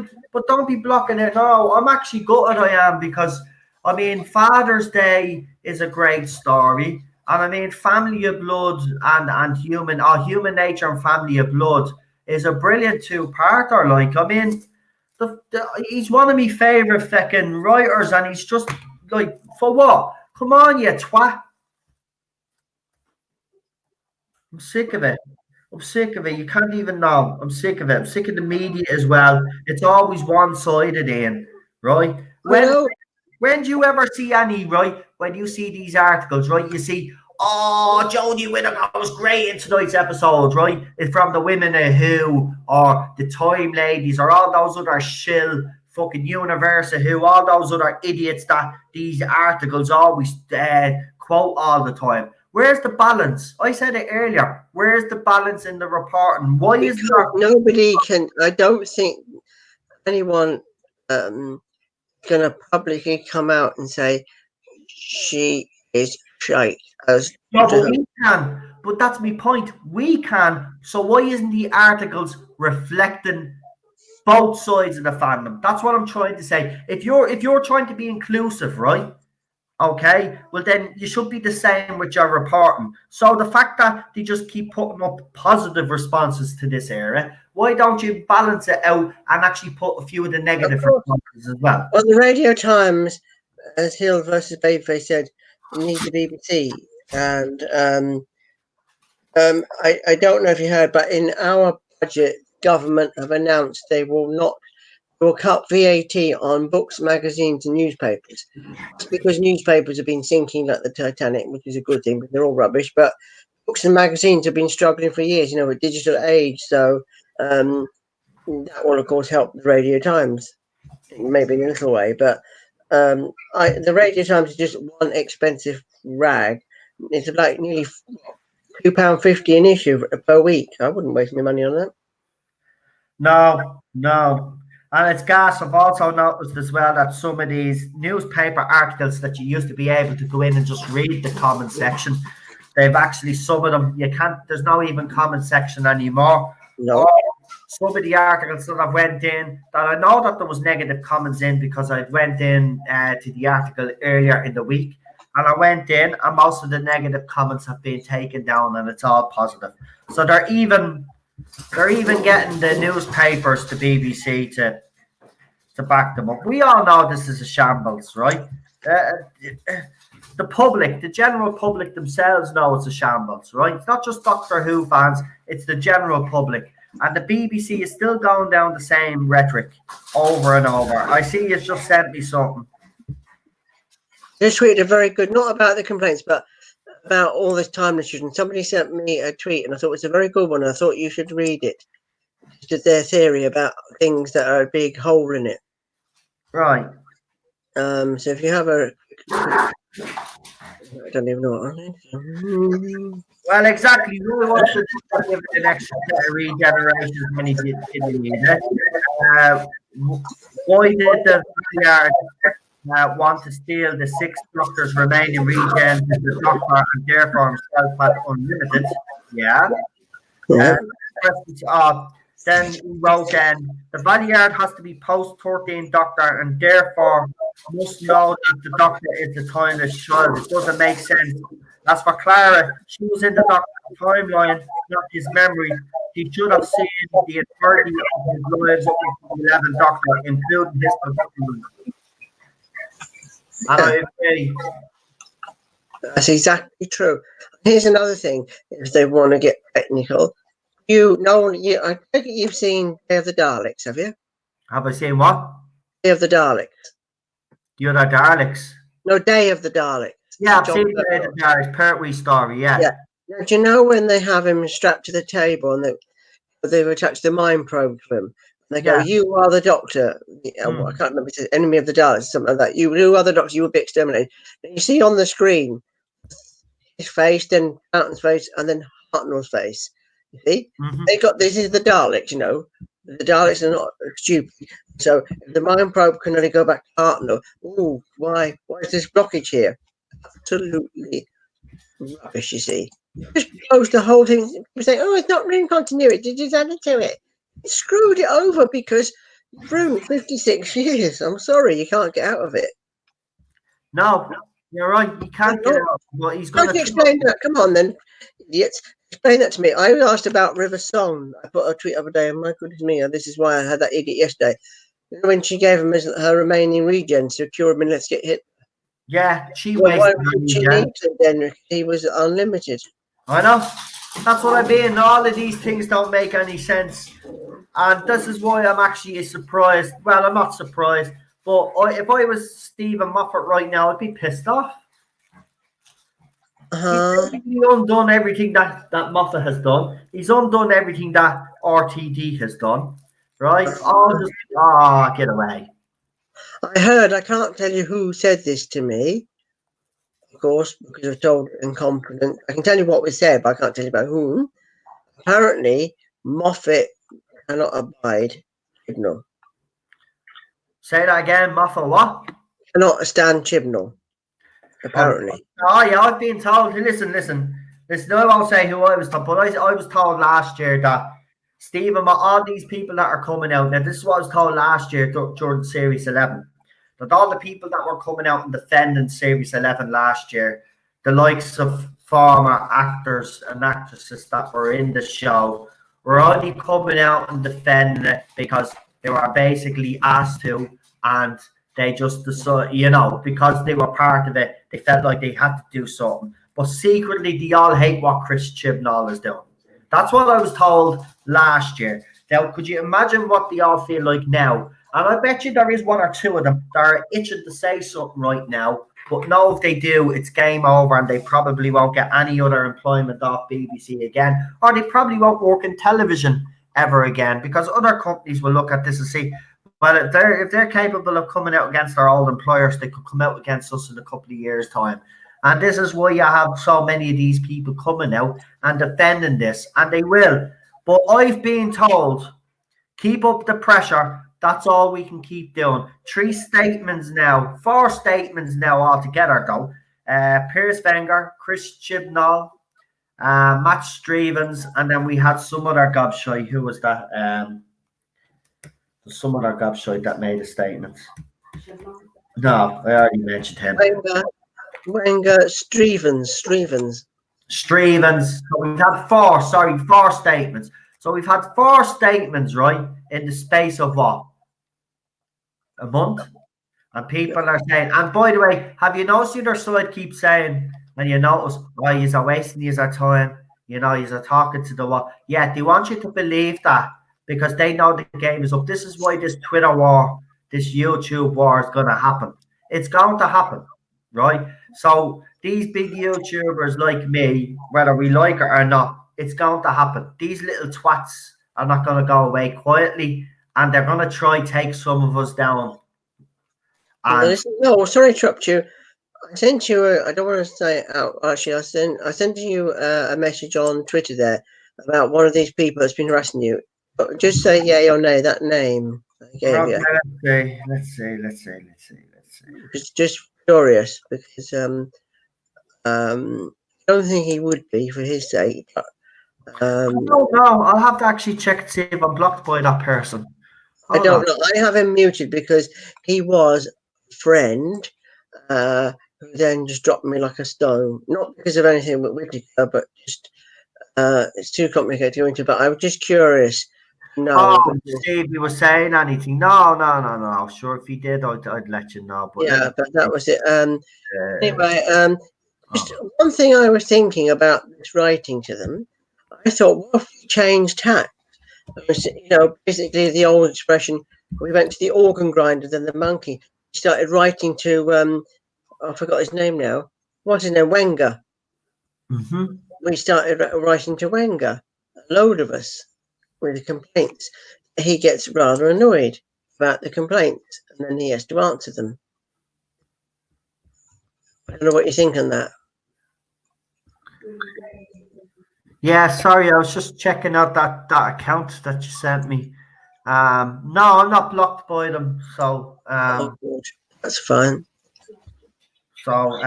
Yeah, I was concentrating on that. Sorry, what was the question? Because I have Ted crying in my ear. I was just thinking, instead of writing to the BBC, doing the Pierce Wenger, thing, all right, the Pierce Wenger, yeah. But I go was straight told, to him. yeah, I was told that's not a good idea. Oh, why is that? I'm told that can no, that'll actually that will make matters worse. Uh, Oh, we should just go the official channels, but not directly. You have to. The complaints have to go to the show creators, not the head of BBC Drama, because he can basically just throw them in a bin. He doesn't have to answer mhm. uh, any of them. But if they go to the production team, as they have been doing, then they have to answer them. What I would suggest, though, is what I said on my stream the other night is I've been told there is another way to annoy them.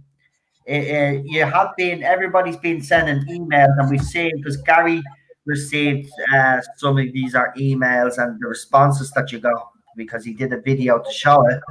Um, what there is something else I have been told that we can do. BBC can ignore emails up to a point, right? And they have been ignored in some, as we know. They've given a generic response. But I've been told that if you write a handwritten letter and you tell them that you want a response, that takes up more BBC resources. It also takes up more money, and it's a pain in the arse for them. So we could get to the point where we anger them, where they just decide to change, go back course correct, because they don't want to have to keep dealing with fans complaining all the time. So what I would suggest is that as well as sending your emails in, send in a handwritten letter, but make sure that you ask for a response. Imagine if you got a couple of thousand handwritten letters as well as the emails as well. And that's what I'd be encouraging people to do. But actually directly emailing Piers Wenger, unfortunately, if I thought it'd make a difference, I would say yeah, go for it.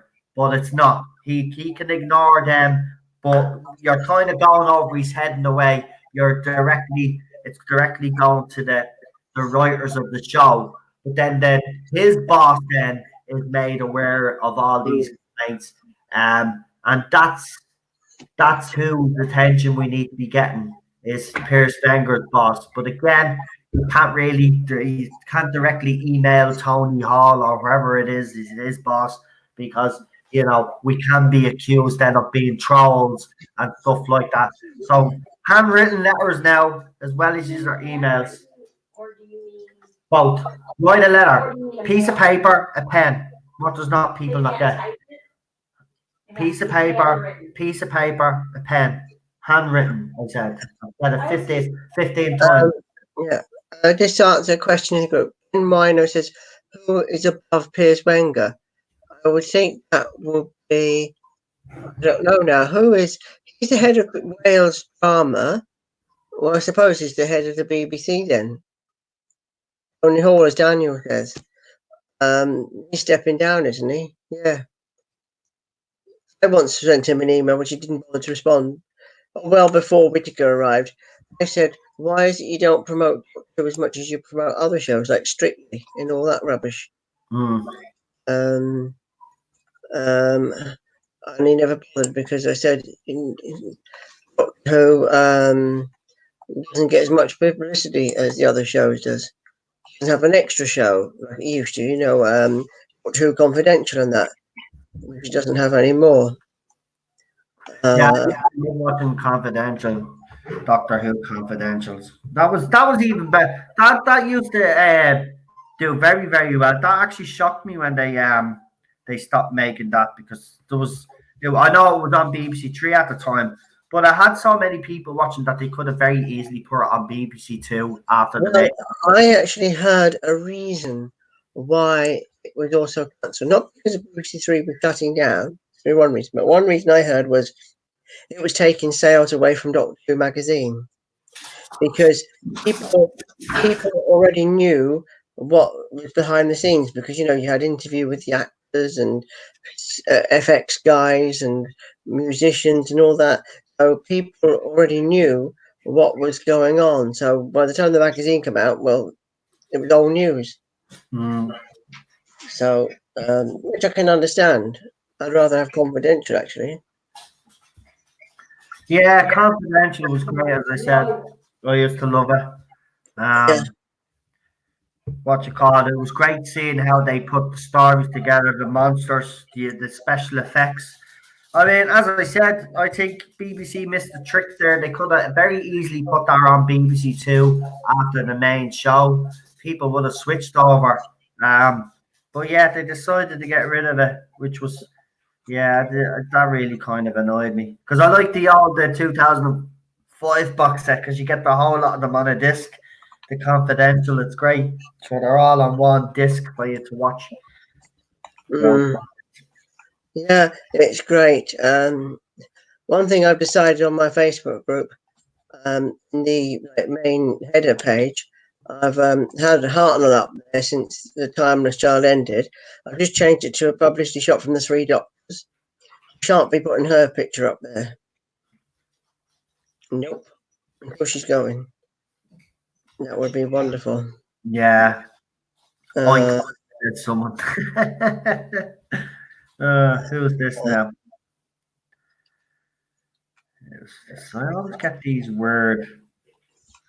This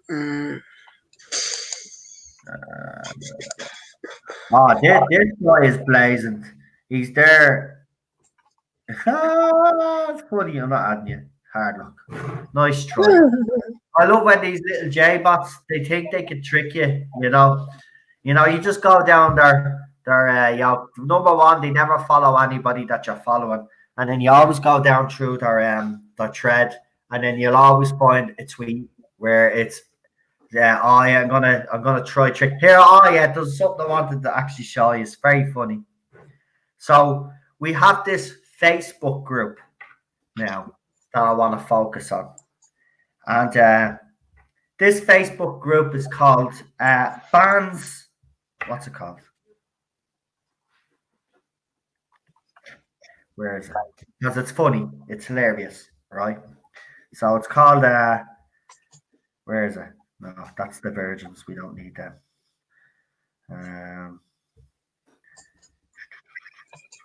I have more negative comments to throw later on for you on the video.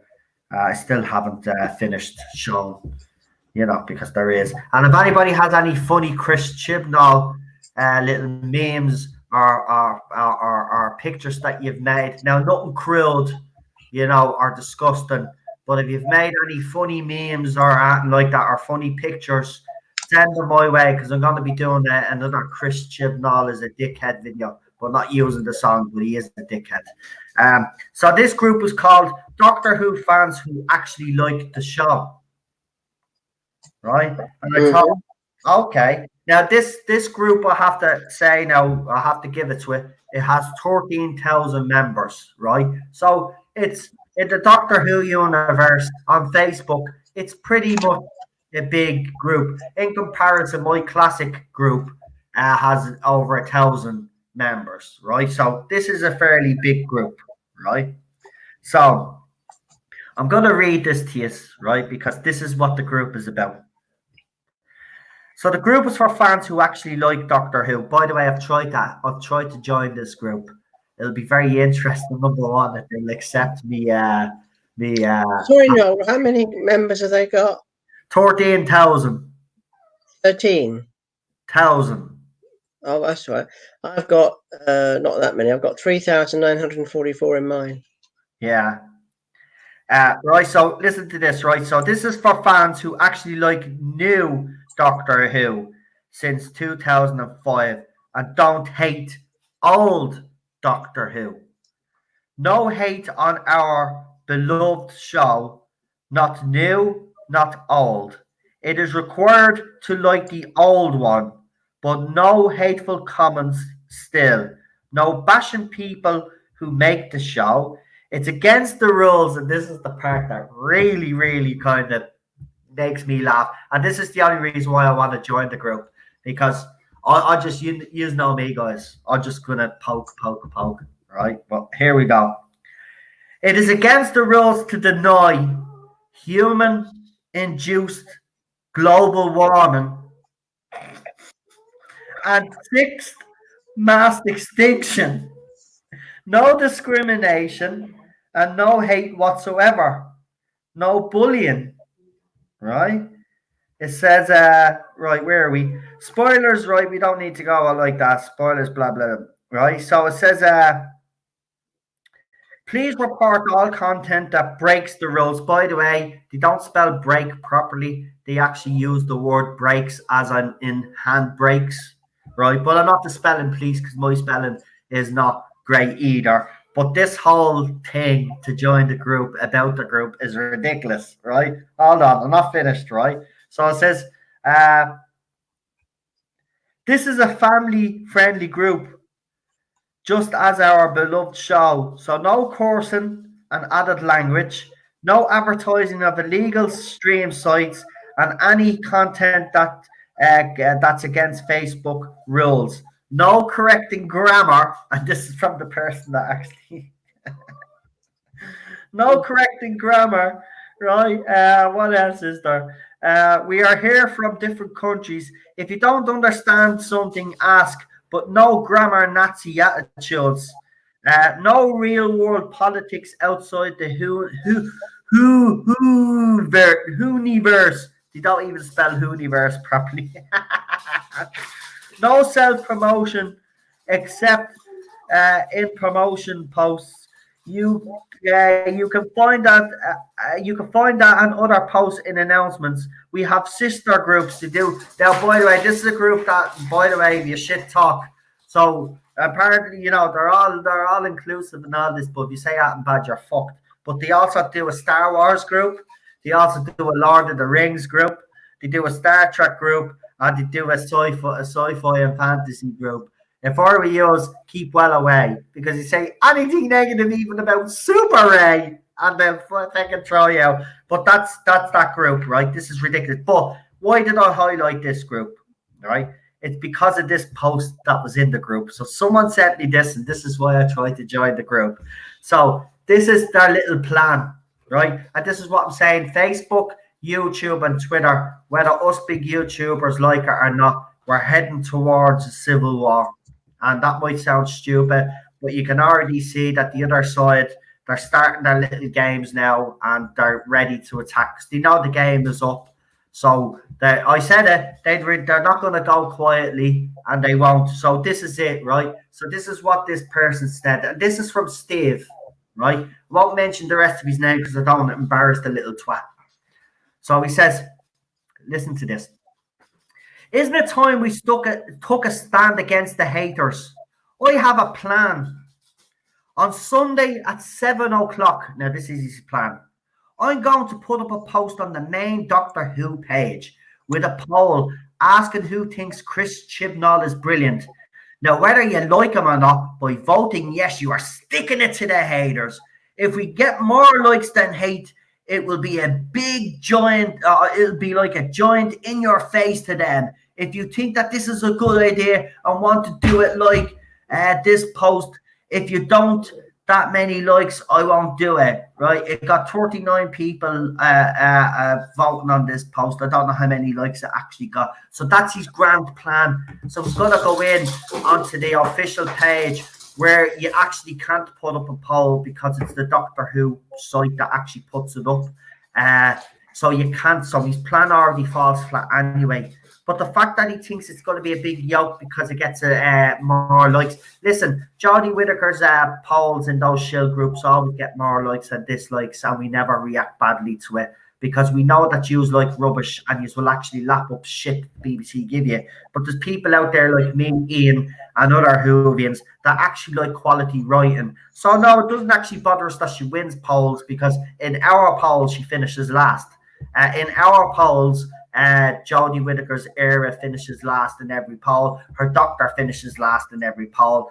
Even most of our stories would finish last in worst episodes, or first in worst episodes, and best last in best. She would not get anywhere. So, Steve. Actually, he calls himself Steve Starchild. I won't give you his last name, but Steve Starchild.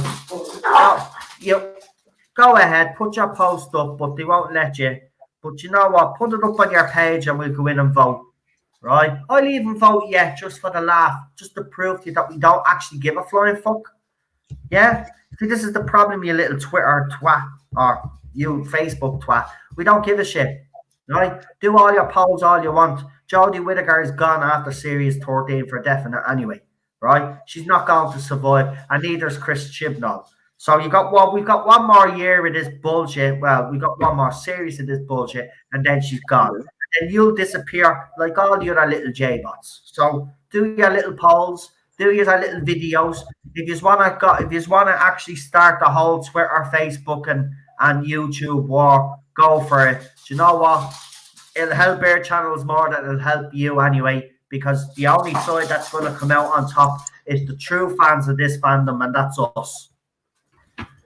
And by the way, we're the majority, you're the minority. So before you start even thinking of doing something, maybe it's best that you remember that you're the minority in this fandom and we're the majority, not the other way around. Isn't that right? Because there is more because there is more fans like us. You know what I mean? This is the thing. Again, it goes back to this whole general reporting that all these media types do. If they gave a balanced report, then the public would actually see. The BBC, this is why I say they have a duty. If you do it, then the BBC can actually see that all is not going well, even though they know deep down and they're blocking, they're getting the sites that remove negative comments. They know. But if every media outlet start jumping on the bandwagon, they can't pay everybody off with exclusives. They can't keep people silent. They can't keep the media silent. But it's unfortunate that some out there have chosen to lick the BBC's arse and actually say that this. Ian, you would be. You are a bit of an expert, right? This fits perfectly into canon, right? Is the line that we hear all the time. Could you give a few examples why, just in case there's any J-bot listening, which there always is, could you explain to those J-bots briefly, why this whole story arc of Steve of Chris Chibnall's doesn't actually fit perfect into canon? Would you like to give a few examples? Now, we know we've given some, but if you'd like to give a few more, just to get it out there. Yes, like I said earlier, let's go back in time. As I said, the Day of the Daleks, for example. No, the Daleks last seen it was the second Doctor, and it was earlier on in his time as the Doctor, so Evil of the Daleks, when there was a civil war on Skaro, and so didn't know what he looked like, so they strapped him to a cable, a mind probe, and up on the screen came Pertwee, Troughton, Hartnell. So the Daleks are a sophisticated evil race, can time travel, kill you on the spot, etc., etc. So they would have discovered more. Next time I can think of, it's a few Dalek stories actually that come to mind. Another Yeah. one. It's the Fifth Doctor one, the Resurrection of the Daleks. Similar thing. No, they strap him on the table because they wanted to, steal his memories. They wanted, make a duplicate of him to assassinate the members of the High Council, as they put it. And on the screen, you've seen various pictures come up on the screen. So you've seen him, his Doctor, the Fourth Doctor, the Third Doctor, the Second Doctor, the First Doctor, and the companions in that. So, they would have found out if there was more of him. Then let's go to, here's another example.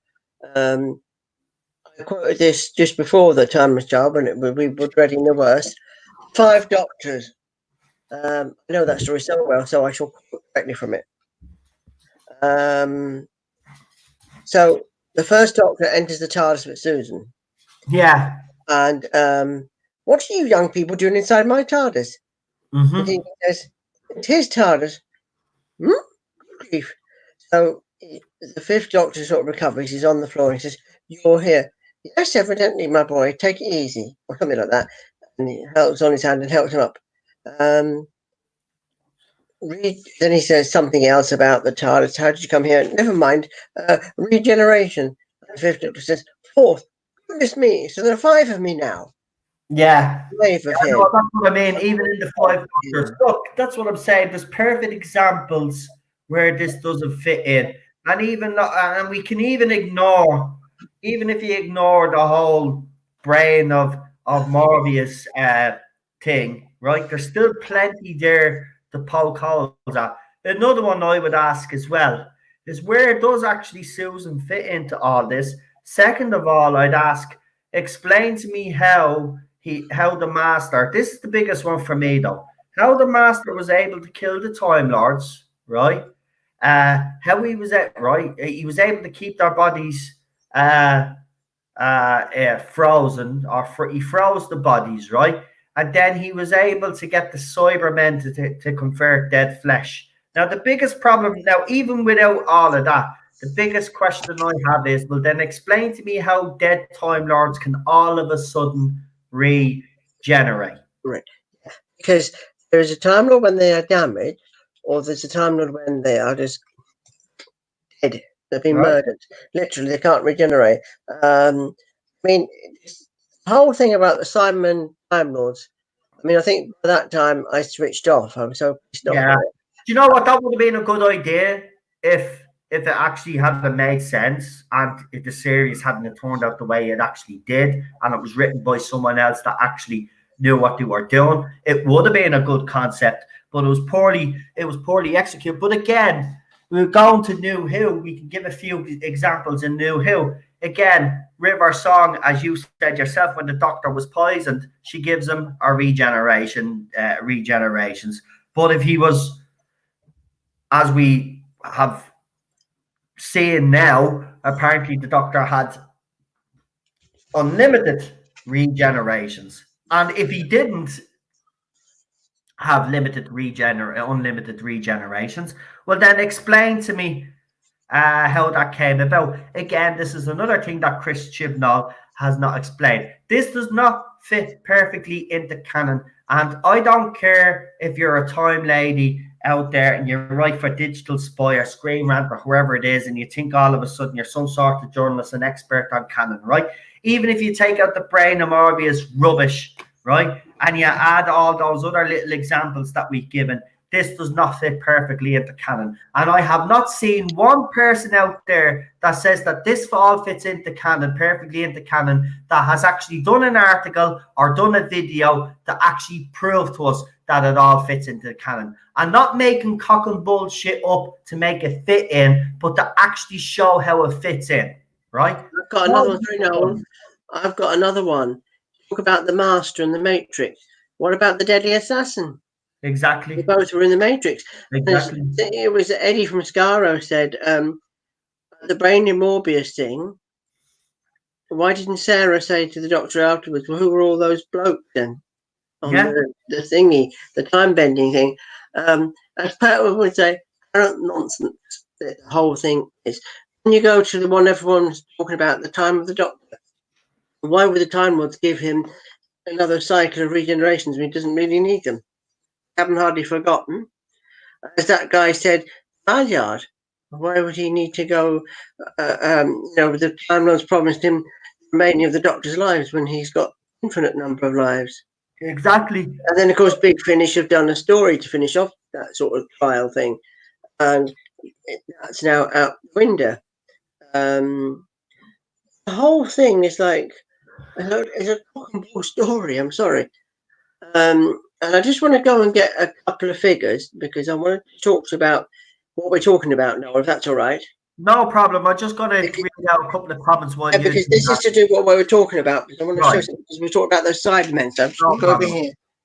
Right, well, while Ian is gone to do that, I'll just read out because Colin has made a good point there. I'll just read it out there. He says, even better, Clara has supposedly been through his entire timeline. Why doesn't she know about the earlier incarnations? Again, that's another thing that these people will not explain.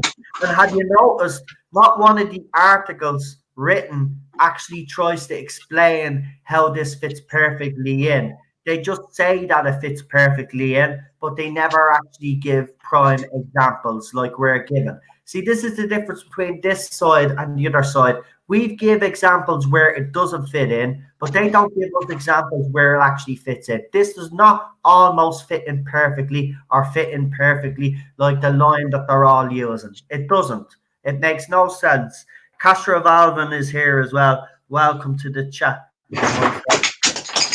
Ian is just after dropping all of his merchandise. I'm sorry about that. Richard Martin is here as well, and Jump Top is here as well. Ian is going to be showing us a few little figures there. Hopefully he didn't break any. For anybody that doesn't know, Ian is a two-time world record holder for the most Doctor Who merchandise, and he's become a bit of a regular on this channel.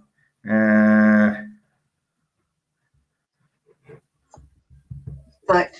No, I just dropped some. I just knocked one down. It's all right. Now, what were you saying about the Cybermen and that? Becoming Time Lords. Yeah. It wouldn't have been so bad. Now, this is a Time Lord figure. This is, of course, based on the. Cheryl, that's a brilliant one. So Cheryl says, and I have to read it out. Cheryl says, seriously, child murder is okay as long as it's pushing a woke agenda. Yeah. But I have to say, I do agree. That's what I mean. This is another reason why this doesn't sit with me is the fact that the whole Time Lord or the regeneration idea that the foundation of the Time Lords came about because of Gallifreyan decided that experimenting and murdering a child was the right thing to do. See, again, a lot of this, you look at the moral implications of what he's done. And nobody, again, have you noticed how the other side never bring that up? The child was tortured, not tortured. I know, they never ever mentioned that. The child was experimented on and the child was killed. And he has never bring that up either. Shame on you. You won't bring it up because it's as long as he's ticking the boxes for you, as long as he's giving you all the representation that you want. I put up another tweet a couple of days ago. It just goes to show you,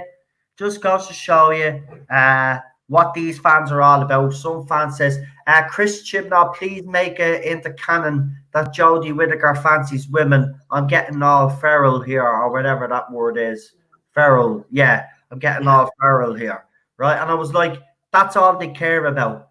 All they care about is if Jodie Whittaker and Monique Gill are going to scissor in Series 13. Yeah. They don't give a shit whether there's actually a decent story arc or the characters are going to be developed properly. All they want now to see now, and this will put the icing on the cake for them, because they've almost had everything that they wanted. They wanted LGBTQ representation, even though I'd say it's been done shabbily.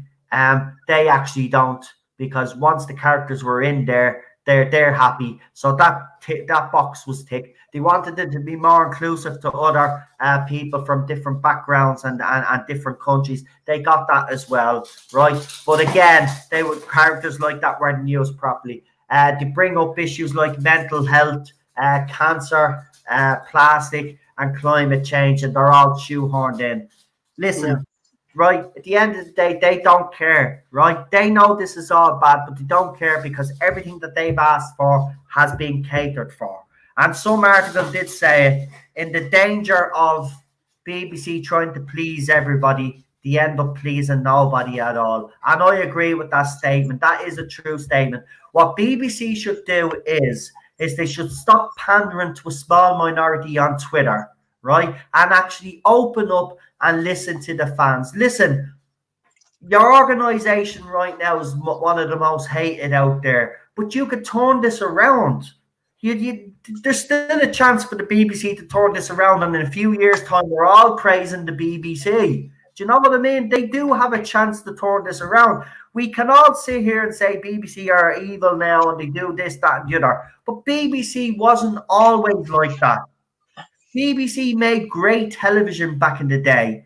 Bolstrek, Gary, they told stories where in America, in Canada, where they used to watch all these old BBC TV shows. They even said that British television back in the day was well better than American television.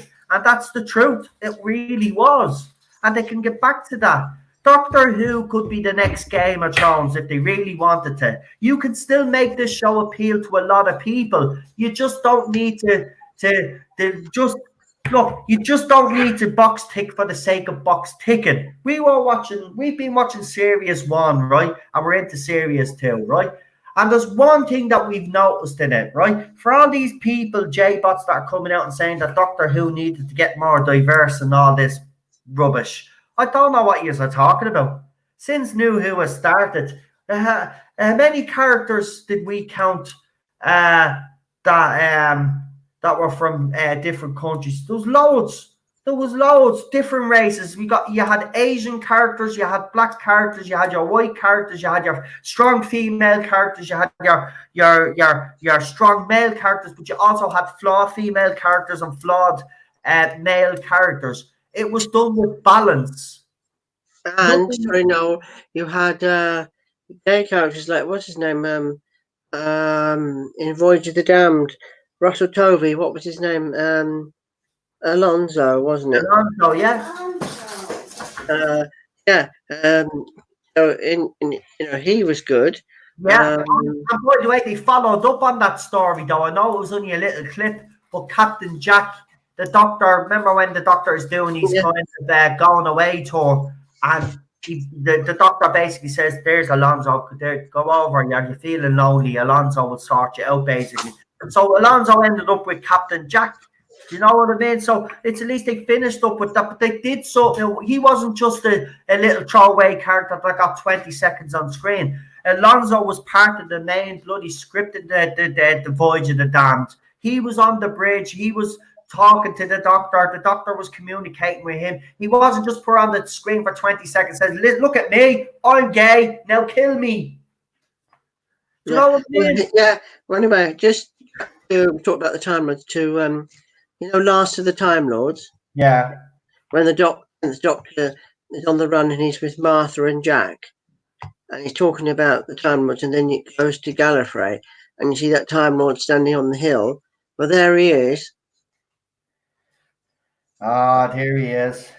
Now, my point of showing you this chappie is the headpiece, right? Yeah. Right. There's another one I'm going to show you as well. This is a custom, so it's not much of a custom because I didn't do the right.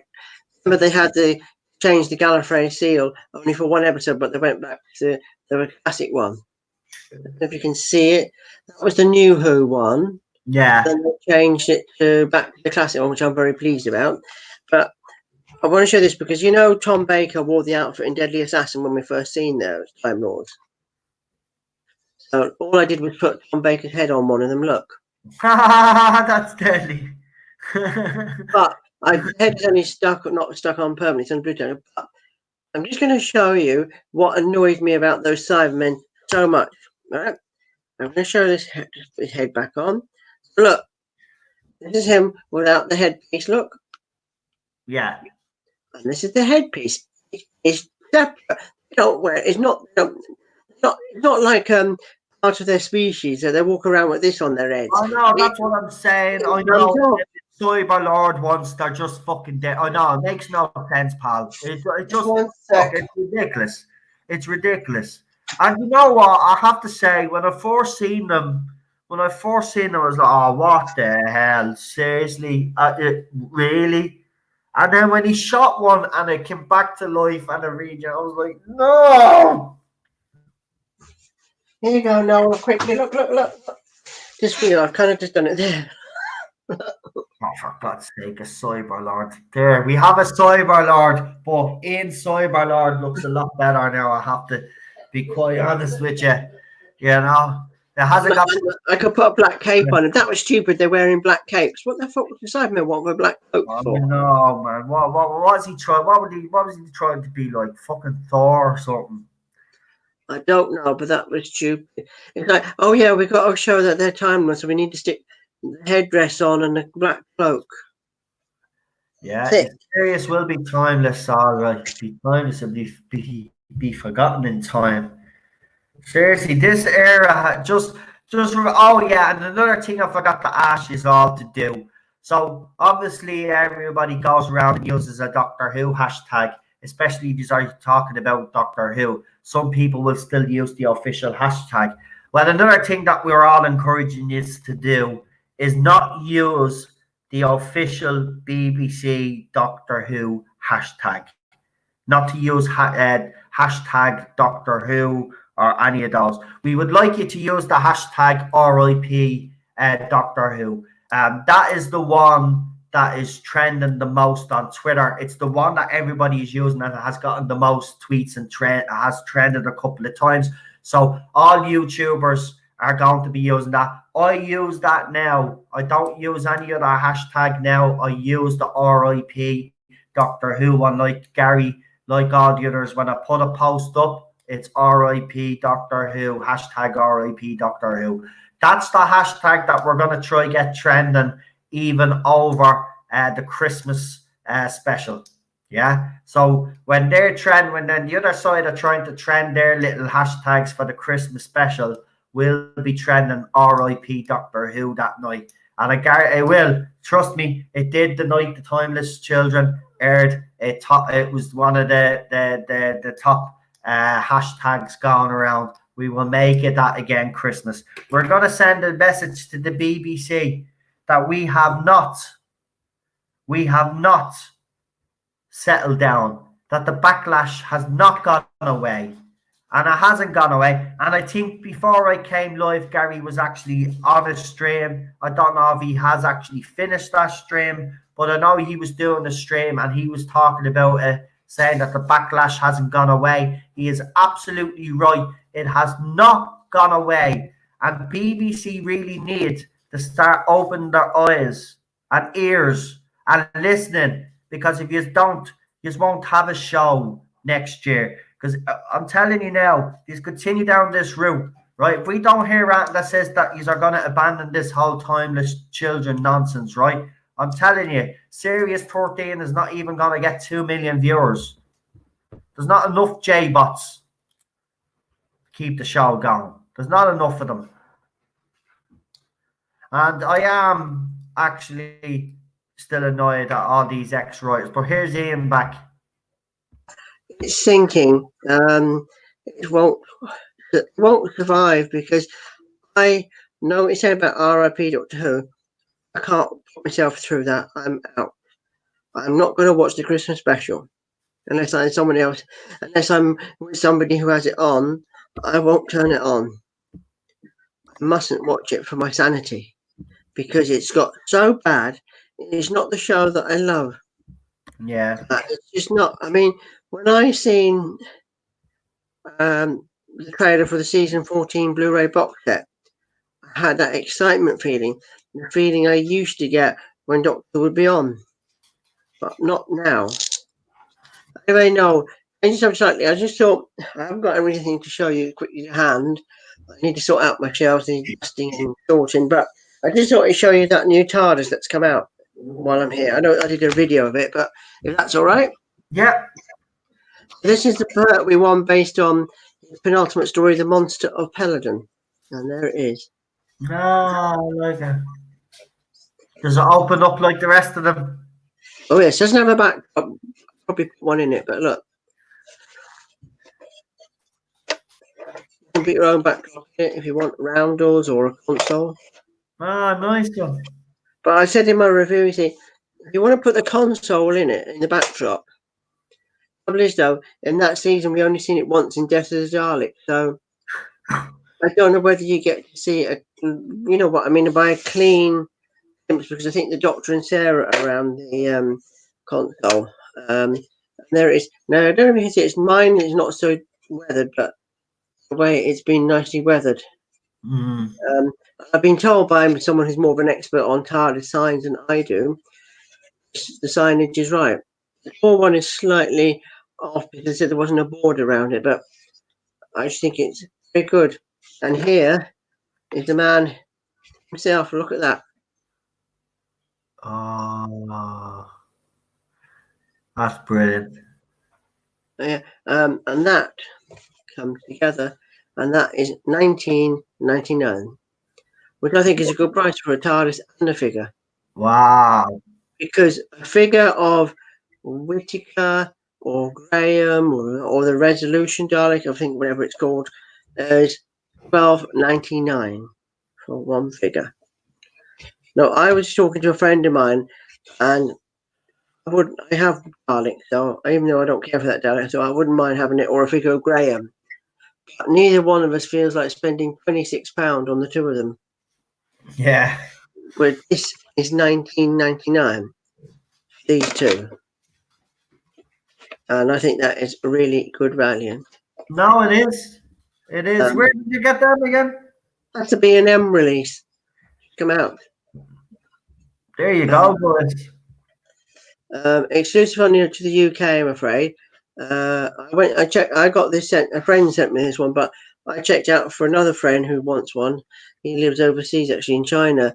But my store had absolutely nothing in it. I'm going to have to go soon, but before I do, I thought I'd shout out for an easy one. Anyone else want to see any other TARDIS? They're behind me. Want to have a quick look at a close-up one?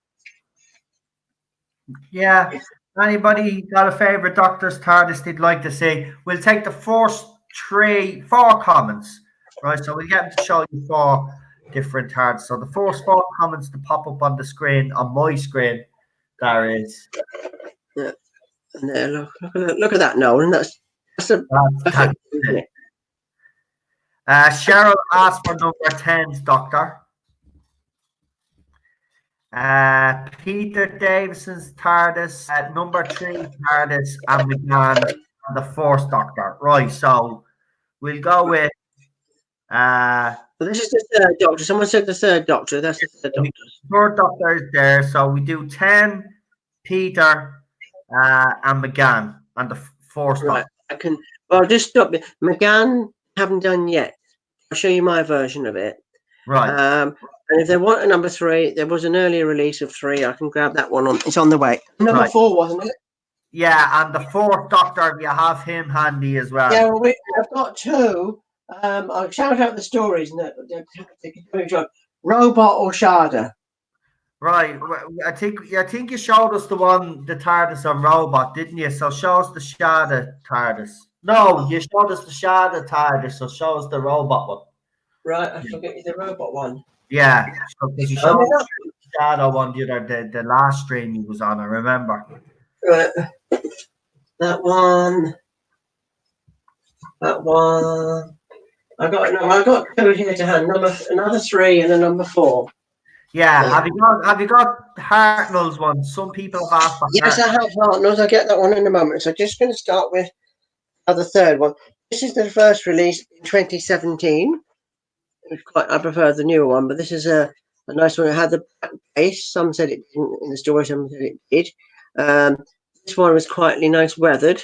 Here's a fact about this one. This one, so when they released this, they didn't, thought, yeah, it'll sell. They were shocked because it sold out. It became like hotcakes. And even now on eBay, these I've seen selling the other day, someone selling it for 75 quid. Wow. Let me just point this out, Noel, and if maybe you could reiterate this for me, much appreciated. Two things. People are buying newer Third Doctor one on eBay. They're paying 25 upwards money for it, £25 upwards. It's 19.99 in BMs. I know B&M are very slow getting stock. They are getting them in. They've only just come out. Be patient. Don't buy on eBay. Don't pay stupid money. If you want to get live abroad, maybe someone on the Facebook group who might get to for you. Some people do that. So don't be fooled by that. Don't waste money. Because I just hate people being ripped off, Noel. Yeah. No, I agree with you. If there's should always wait because they do. As Ian says, they might sell out when they first come out, but they will always restock them if they know there's something popular and he has put his own background. Yeah, but there's this. Yeah, they're only coming out, so they will get them in stock. I mean, I said my B&M didn't have them in, but the only thing is, I will add B&M customer service a lot to be desired. Not rude or anything, but just don't know. You ring up and say, "Have you got a Tardis in?" They probably don't know what a Tardis is, or they say, "Well, we've got Doctor Strange in, but we haven't got Doctor Who." I remember a few years ago when I rang up a store and they said, "Oh, we got this in, but I haven't got that in." So I decided to go anyway, and I went and found all the sets in the store. So sometimes might be worth popping in. Yeah. That's the inside. I put in myself, and I just shut the door. It's non-electronic. These are. This is the Third Doctor's from Monster. Next, and here is. This didn't come with it because that one is elsewhere. But I just thought you show you. You should probably recognise that costume, Noel, and his red jacket. Look at that. Yeah, I love the red jacket. Yeah, I want one of those jackets. look at that, and he comes with his Sonic. Look at that.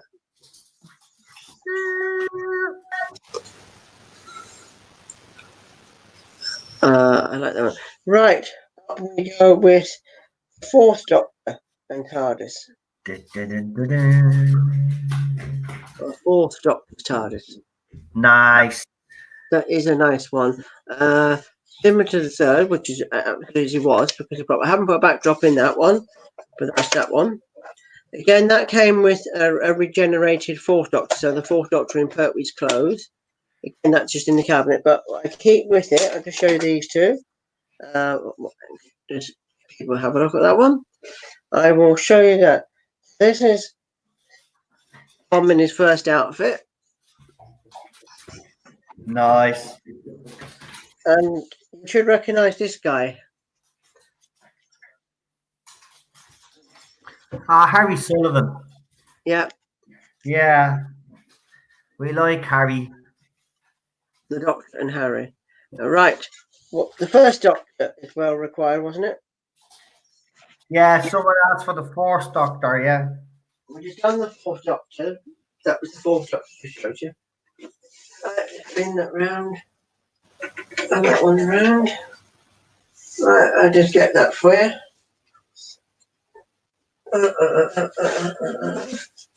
That goes there. Just for a moment. I think it's coming up. No problem. Chuckzilla is in the chat. Welcome. Don't forget to smash that like button, guys. Oh, by the way, also make sure you're still subscribed because YouTube is unsubbing people. So please make sure that you're still subscribed and hit that notification button because I will be throwing out some videos as well. And as I said, if you have any funny pictures of Chris Chibnall, little cartoons or something that you have made, some have made them as Thanos and basically called them the Destroyer Cannon and stuff like that. Nothing cruel or disgusting. But if you have any funny pictures that you've put together, send them my way and I'll add them to another video slagging Chris Chibnall. There you go. There's the TARDIS. First Doctor's TARDIS. And if I'm right, and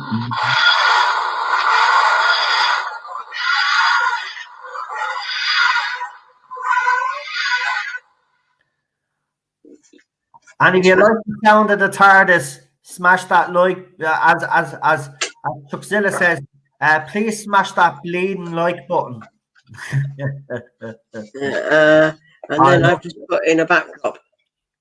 And the light is still flashing. Oh my God, that is just brilliant. This one came out, I think, about 2010. Can't get this one now, though. This is well and truly hard to find.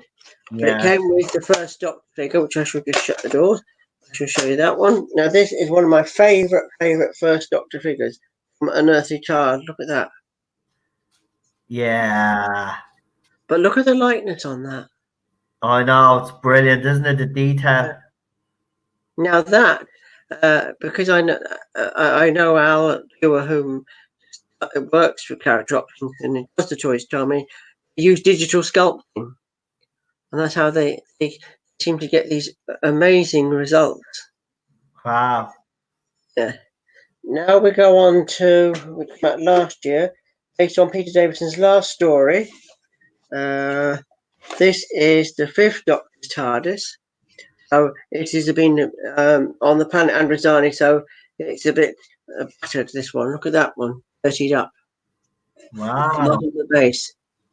No, I've put the signage I've put on the right labels because there's a chap on Facebook in the custom Doctor Who group. He's very good.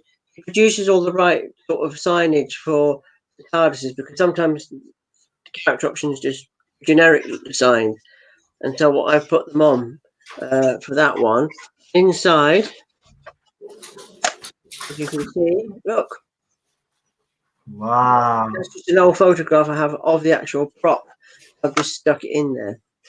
This is not an electronic one, but never made the fourth Doctor's one. You see, they did a prototype years ago, but it was never released. Some ended up on eBay, but it's not really sure. But the windows are kind of dirty. It's a really nice one, and that is the fifth Doctor TARDIS.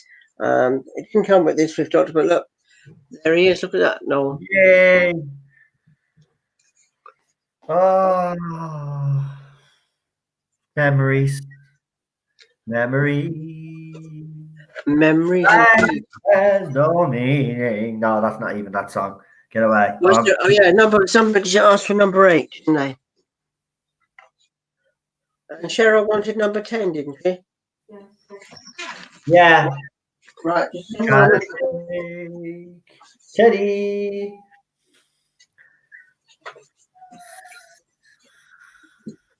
Unknown 289 is here as well. Ben has also popped into the live chat. Welcome, guys. So remember, guys, just to give you a quick rundown. So BBC right now are kind of contemplating how they want to produce Series 14.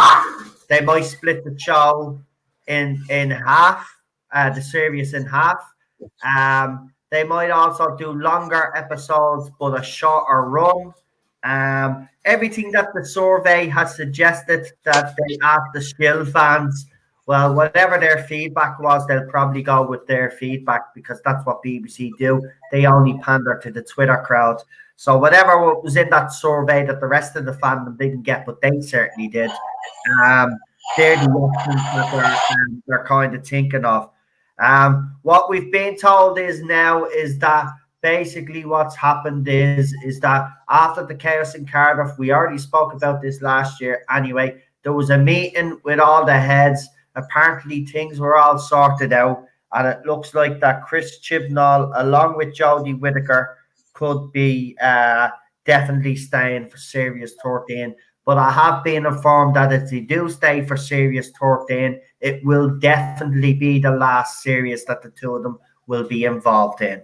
Now, the end of series review is still going to go ahead, but the thing about it is, as I've been told, keep up the pressure, keep doing what we're doing, but also, as I said now, get the handwritten letters, put a pen, a biro, not typed, handwritten letter, send it in the old-fashioned way, the way people used to send letters into the BBC before, because it takes up more resources and more facility. Because basically, they have people replying, even though it's a generic response, they're still having to reply back to some of the emails because people have asked for a response.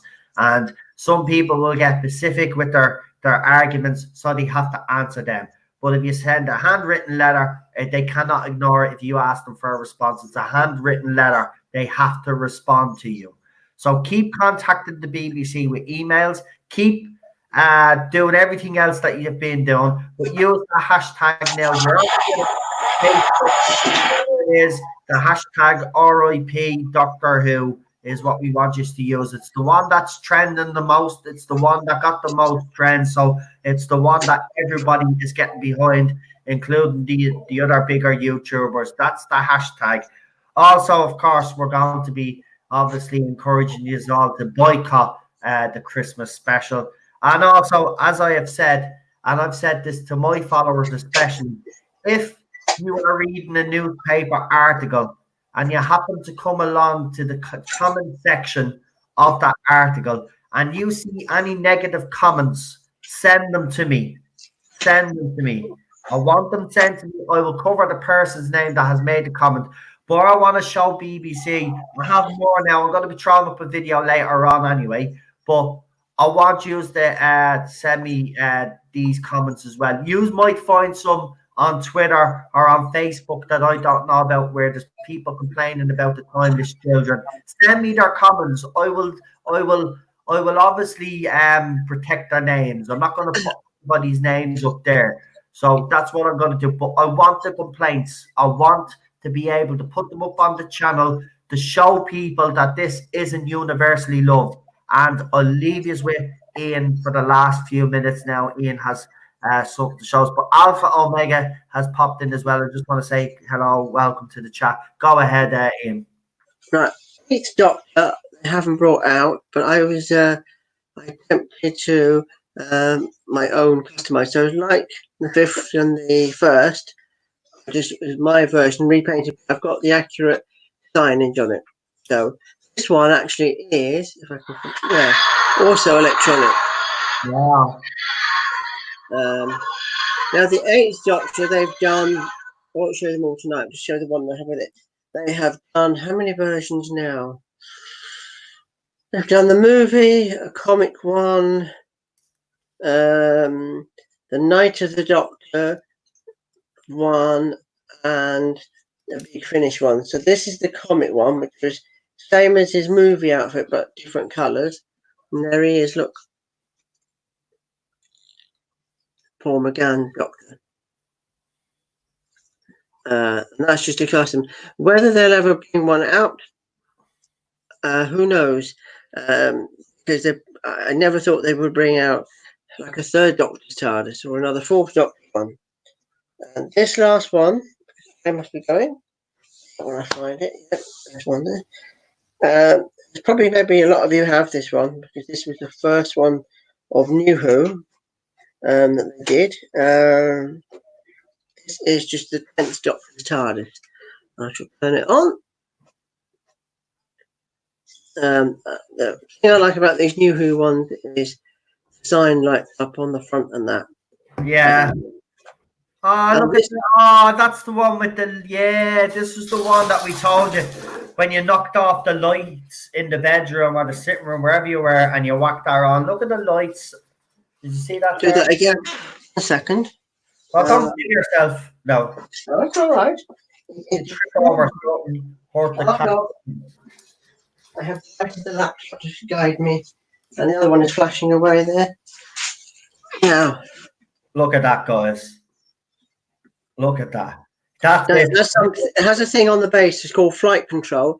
So I put my finger into it, and I hold the lamp. You hear that? Oh.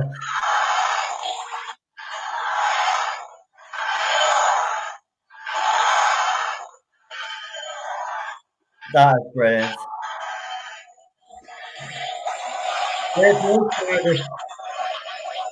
Cheryl. I want them lighting up in Tardis with noise effects. Yeah, if it makes you happy, it makes me happy, so get us one. And then inside, look.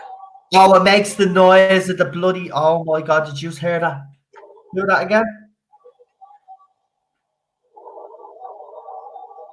Oh my god. Chuckzilla has that one. And look who it isn't. David Tennant, the doctor with the spiky hair. It's his TARDIS, Oh, it's his TARDIS. Oh, okay. Right. which is Cheryl wanted. Can I just shut the doors? Yeah, Cheryl wants that. Yeah, yeah. Cheryl's a big Tennant fan. Where did you buy that one, pal? And how much was that one? You know, yeah, you remember. Is it still available? That's the question I need to ask you first. Yeah, Is it's still available. Let me just put on the light. You can still pick them up on eBay. Oh, shush you. I'll just check if they're not. Shouldn't be too expensive. I'll have a quick look. This one is still quite available. It's been a while since I've looked it up. I mean, I'm just going to put on the light. See what I'm doing. See how much it is. If it's under 50 quid, that is stuffy. Yeah. Oh, I actually have some. I actually have some Doctor Who figures coming my way. I just want to say so. There's a certain person out there, and this person floats around different YouTubers channels, and this person is always very good, very kind. The YouTubers, but this person I can't make. They don't want their names to be mentioned, but this person actually went to a comic store, sent me a couple of photographs, and says, "What do you think it is?" And I was like, "Oh, brilliant, man! They're great. Where are you gonna put them?" And said, "Oh no, I got them for you." So I'm being sent classic figures and new Who Doctor figures in the post. So when I get them, I'll review them, but obviously do an unboxing. But Jesus, man, I was blown away by that. But I just want to thank people personally, because some of you have sent me some messages and said, Jesus, no, we've seen your heartbreaking response and all, we feel you. So I just want to actually say to all those people as well that have been so kind with the kind messages. Listen, I know people will probably never fully understand why I broke down. Some will in the fandom. They know where I'm coming from. This was heartbreaking, and it has devastated me. And we're 2 weeks down the line, and I still feel the same way I did that night. Now, the one thing that has changed is I'm able to sit there now. We're on David Tennant's era, but the closer we're getting, the harder it's getting, because even Cheryl herself, when she was watching, she broke down crying because she realised it hit her then. It hit her while she was watching what Chris Chibnall has done, and what he has done makes absolutely no sense whatsoever. I'm devastated. I will never get over this. And here's the thing. There's people out there saying that the master is lying, and that we're all going to feel a little bit stupid when it turns out that Chris Chibnall was pulling the wool over our eyes, right? But the thing about it is, I don't think in this case the master is lying, and I think he is going to actually do this. I don't think he went into this half-hearted. I think this is what he actually wants to do, and the fact that all of these writers and other people have come out to defend it proves that they're actually not going to back down on this. They wouldn't be defending it. Trust me, they wouldn't be coming out to having to defend this story arc if he wasn't going to continue down the same vein. He is clearly continuing with this storyline, and that's why they've all come out. So I'm sorry, I normally would agree with things that you say, but on this one, I'd have to disagree with you. I think he's going to actually continue this, and we're not going to have egg on our faces. I think we're going to be absolutely gutted. Series 13, I'm still not going to review it. I still haven't changed my mind. Christmas specials still haven't changed my mind on that. But I suspect when it gets closer to the time, I don't know. See, the thing about it is, see, this is the way I'm starting to look at it now. If we don't, I know we're saying we should boycott it, and it is the right thing to do. But at the same time, I'm thinking I can't let this episode go without it being reviewed. It has to be reviewed because you can't just let the other side review it and give it all positive comments. And then we can't criticize it if we don't watch it. I'm not saying we have to watch it live. But I don't know. I still haven't made up my mind, but I don't know. But I mean, maybe I'm wrong. Maybe if we do ignore it, we probably will do more damage. But I don't know. Right now, I don't know. But I think if you ignore it, as I spoke to an Altaman, I think the only way the BBC are going to learn is if you walk away from it. Because won't do any damage because already the ratings are but Ian, it's all well and good you say walk away, but can you honestly tell me now, right, hand on heart, right, and seriously, because I heard you just a few minutes ago when you were talking about, you said you don't want to really talk about R.I.P. Doctor Who, and you were getting upset there. Everybody's seeing it, right? Hand on heart, can you walk away? Because I know I can't. Hand on heart. We're Doctor Who fans. We're mostly connected to this. Can you walk away? I'm talking about like Clownfish TV. Got it, Madeline. This is what I was after what Marty said the other night. I walk away from Tribunal and Whittaker's era. I can't stomach it. I mean, I have all the DVDs of Classic and the Blu-rays of Classic. I have all the Blu-rays of New Who, except I have not wasted money on Series 11. I certainly will not waste money on Series 12. I just can't stomach it. It's so bad. I mean, especially the end of the last one. What? That's copy and tenant, word for word. I know. I thought that is so bad. And what happened to the hordes of Genghis Khan couldn't get through those doors of the Tardis then? But this is the thing. This is what I'm saying. This is why I brought it up. And I'm glad you've actually, you've told me. Here's the thing. Yes, we can walk away from this era. That's great. But when I never see, this is the thing. The other people outside are saying, well, why don't you just leave the fandom and let the rest of us enjoy it? Well, you see, at the same time, though, we're fans of this show. We've been watching this show for a very, very long time. Even more than Summy is, because Summy is weren't even born when we were watching Doctor Who. Now, that doesn't make you more or less of a fan than us, or that doesn't make us more or less of a fan than you.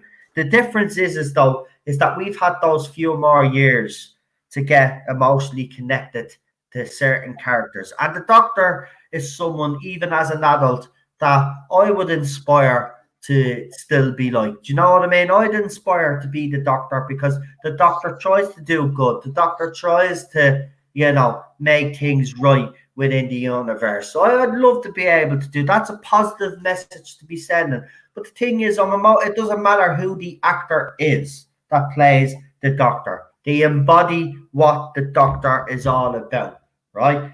Jodie Whittaker has not embodied that the Doctor has done. That's why nobody can actually connect to our Doctor. But this is why we're mostly connected to the Doctor. And it's not just the Doctor, it's certain characters as well. And there's certain parts of Time Lord or certain parts of Doctor Who canon that fans and even the showrunners and the people that come in, right, there's an understanding. It's not like, a written rule, right? But there is an understanding between fans and showrunner that there's certain things that you just don't mess around with.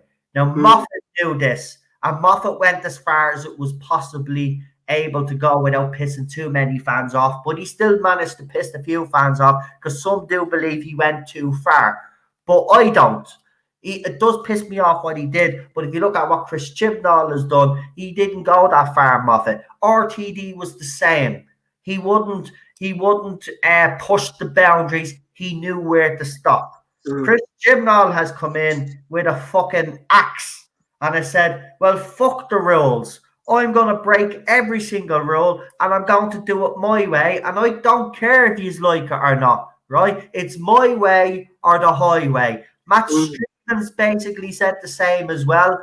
Well, we're the writers of the show. We have a vision, right? We have a vision. And fans might complain about it, but basically, we will do what we want to do while we're on the show. Screw you, the fans who have actually supported this show for a very long time, and actually, the reason why we're in a job is because of you fans. This is what these people don't understand. They're in a job because of us. So I'm sorry if you're in the UK, especially.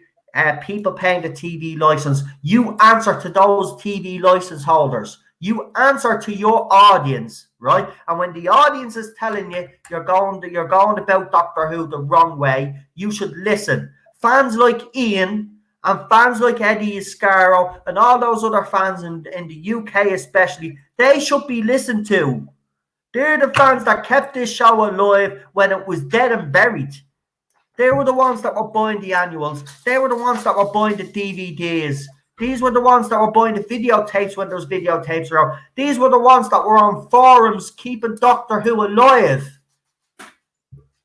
And you've ignored those fans because you're pandering to a small little twatty grouping on Twitter. And we all know who they are. Ian knows who they are. I know who they are. They're the same 20 fucking people. Same 20 people all the time featured in these articles.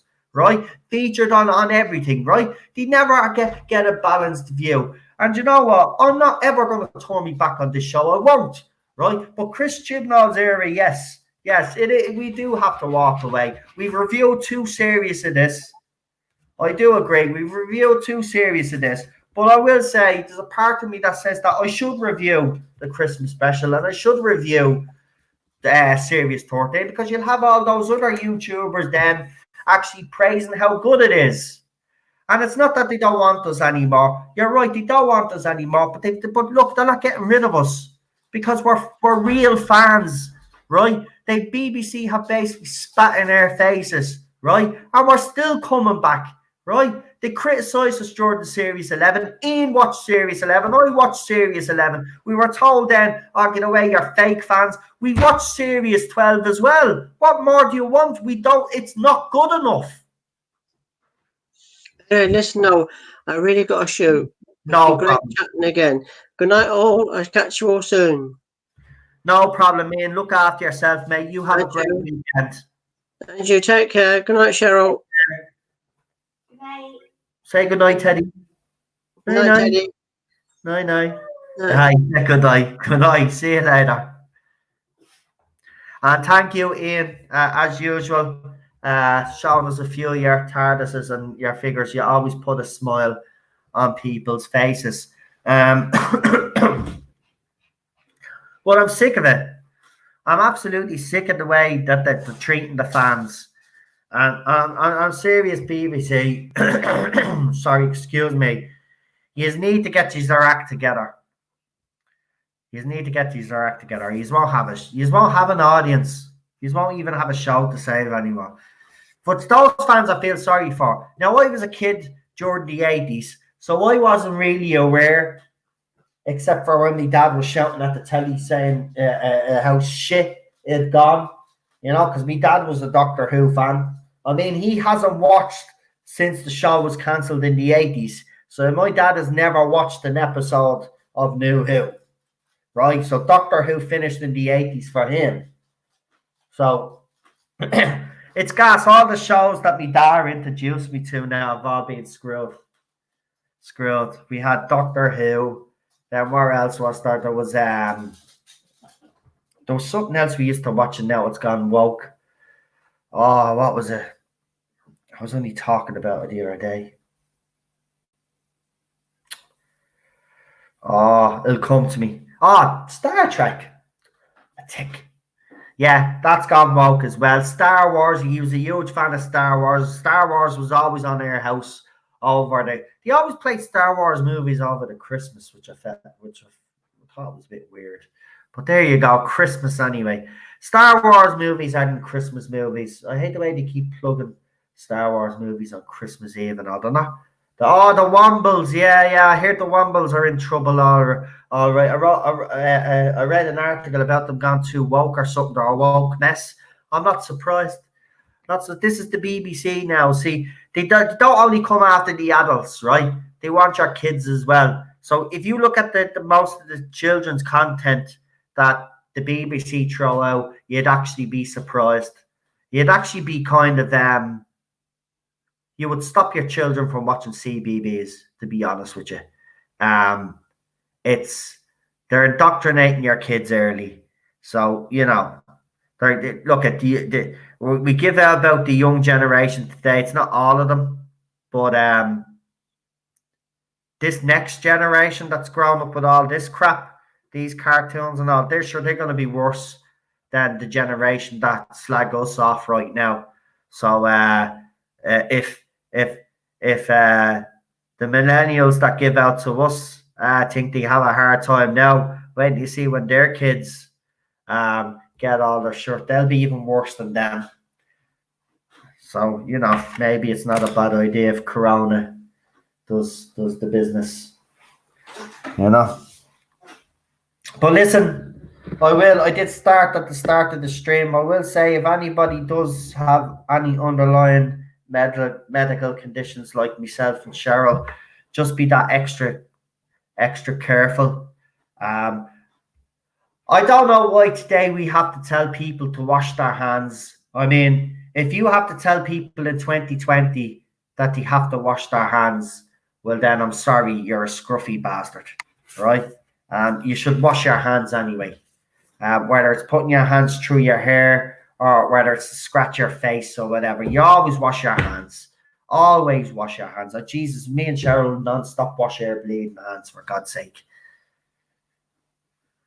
Wash your hands and shower. I don't know. You know what? Seriously, I can't actually believe that in 2020 we still have to tell people to wash. Like, wash, you dirty bastards. So, yeah, if you do suffer from an underlying medical condition, self-isolation, obviously, if you can work from home, please do. Look, don't be listening to the media, right? Because the media are always over exaggerate. Is this a danger? Yes. Is it going to kill people? Yes. But the common flu, common cold, and the flu do. The only reason why this seems to be more of a problem is because the rate of infection is obviously higher and it passes on. You don't even have to be standing beside someone. You just need to be 6 feet or something. They said if someone coughs and you're within a 6 feet radius of that person, you're more than likely to be infected, right?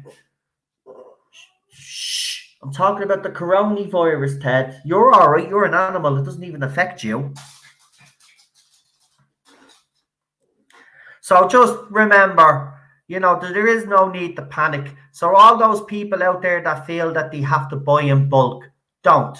Go about your normal lives, right? Obviously, you will have to take extra precautions, but you do your shopping as normal, okay? Until the government and the health officials tell you otherwise, then you carry on as normal, right? But my advice to you, for me, just personally, I'm no health expert, but I do know basics of hygiene and things that make common sense. So if you need to go anywhere, try and avoid taking public transport as much as you can, because public transport is something that government seem to be overlooking quite a lot, actually. Now, the Irish government did bring it up only recently, but it's only happening now. Public transport, for me, is where people are going to get most affected, because you're in a small contained area. All it takes is one person to cough and everybody on that bus is infected. So if you need to go anywhere, try and see if there's ways you can make alternative means of travel without actually having to get on a bus full of people that could be infected. Do everything that you can in your power to make sure that you and your loved ones are safe. But I wouldn't be panicking. like everybody is. Now, there are about, if I'm correct in saying, it hasn't happened in Ireland yet, but I won't say where this information comes from, but I have been told, and this source was actually right about announcements that were made today, but we're close enough to announcing a countrywide emergency in Ireland. And now America has just called a national emergency. So Ireland will and other countries will follow suit. So we are getting to that stage now where, we just have to listen to the experts. Just listen to the experts. Don't be listening to the media, right? You listen to them, we're all dead already, right? No, not everybody's going to die from this, right? And not many people will probably die from this. You wait and you see the numbers will probably be pretty low considering how infectious it actually is.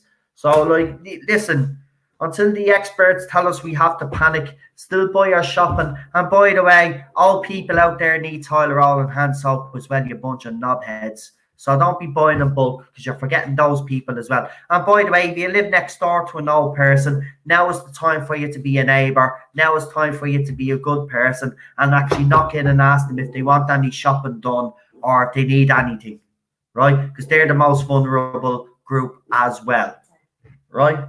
So make sure. And you notice something, by the way, that the coronavirus is only gone after the boomers and us, and the younger generation are fine. Makes me think that this virus was created by a young millennial. I don't give a crap if they don't like me saying coronavirus. I'll say coronavirus all I want. Coronavirus, coronavirus, coronavirus, coronavirus, coronavirus. Demonetize me, coronavirus. I'm only giving people advice, right? I'm not telling everybody that they're going to die, right? I'm giving them advice. And if YouTube has a problem with that, well, then they can kiss me arse. Oh, yeah. And again, to avoid skin contact with anybody, especially shaking hands, wear gloves. Simple solution. Oh, by the way, if you do wear a face mask, just let it be known if you wear a face mask and you keep taking the face mask down, then you're defeating the purpose of the face mask. You might as well not have a face mask on you. If you put a face mask on, you have to keep the face mask on you. You've not to pull it down to talk to anybody. You have to keep it up. It doesn't work, right? We've been told this. Now, in China, we've been watching video. Now, the Chinese state media will tell you that there's footage being released, and the Chinese state media and the rest of the media around the world will make you believe that this footage is all fake news coming from China. But we actually had a video on YouTube from someone that was actually in China. Now, the Chinese people have these, or the Chinese government have got these people together and they wear these red jackets. And basically, they're kind of like citizen police. And their job is to basically make sure that people wear masks. Now, they've been dragging people onto the ground, basically slapping the head off them, waiting for the police to come along to drag them into prison because they're not wearing their masks. Now, I will say that these people are being arrogant because some of them are literally flogging the law and spitting on the ground like little vile animals that they actually are. But the thing about it is that these people that are going around harassing them have no right. Some woman was actually so scared that she jumped off a bridge and they dragged her body out of the river. Now, I don't know if she actually survived. That hospital that they built in 6 days, yeah, there's video footage going around that. That hospital is flooded now. That hospital is an absolute joke, isn't it, Cheryl? The walls and all. Seriously, the foundations and everything, right? It's all propaganda, right? The one thing I will tell you is when the governments are telling you and the media are telling you that China has this under control, right? They're lying to you. China does not have this under control. China has actually lost the plot, right? They're not actually right. This is what they're doing, right? So, do you know the way in some countries they always have projections and stuff? Like in America, they have predictions for the cold and flu season. They can kind of calculate how many people. So what the Americans did was they got those projections and they basically used the data with the coronavirus, and they were able to change the results to fit in with the corona results. So they kind of have an estimate of how many people died. Now that's the way the rest of the world do it, except for fucking China. This is what China do. You have to physically go into a fucking hospital, right? And if you have corona, then they mark that down, right? That's one patient that has corona, right? What they're doing is they're basically waiting until people tell them they have the coronavirus, right? And what they're doing also is they're not actually adding the people that are being tested or have tested positive for corona. So you're not getting the true figure, because if you were to look at the figure, 56 people have been affected by coronavirus in fucking China. It's a lie. Now, obviously, it's a bit more since then, but that was the very, very start when this outbreak started. Now, Russia hasn't been affected at all because back in December, they closed their borders completely, and that country hasn't been affected, right? Now, you look at all the other countries like Ireland, England, America, all over the world, right? We were still letting people in and out of our country, right? The Russians had it right all along, right? And people called the Russians out for being racist. Oh, they closed all their borders because they're right. No. They closed all their borders because they were smart. They didn't allow planes into their country because they were smart. Because their country, do you know what? This is what will probably happen, because I'm being honest with you, because this is how ironic it would be, right? The rest of the world will be wiped out, right? And the Russians will be left on the planet because they did the right fucking thing. And one question I will have to ask is this, is why the governments of the world are not coming down hard on China, right? Every time there's a major outbreak of a virus or a disease, it comes from China, right? And I think we really need to start. Now, some people say, oh, but that's a bit racist. You can't be saying that. You can't be saying that about the Chinese people. I'm sorry. We've all seen the documentaries, right? We've all seen the shows about China. The Chinese people, when it comes to cleanliness, when it comes to safety record, they are shambles, right? So the reason why we're in this is because of the fucking Chinese, right? So if anybody should be cleaning this whole fucking mess up, it's the fucking Chinese, right? So why isn't anybody giving out to the fucking Chinese? And why is everybody patting the Chinese on the back and saying, oh, well done, you got the information out quick? No, you didn't. You waited 2 weeks. And the only reason why you did was because a doctor actually had the guts to actually come out and say that the country was infected. You weren't even going to tell the rest of the world, you bunch of knobheads.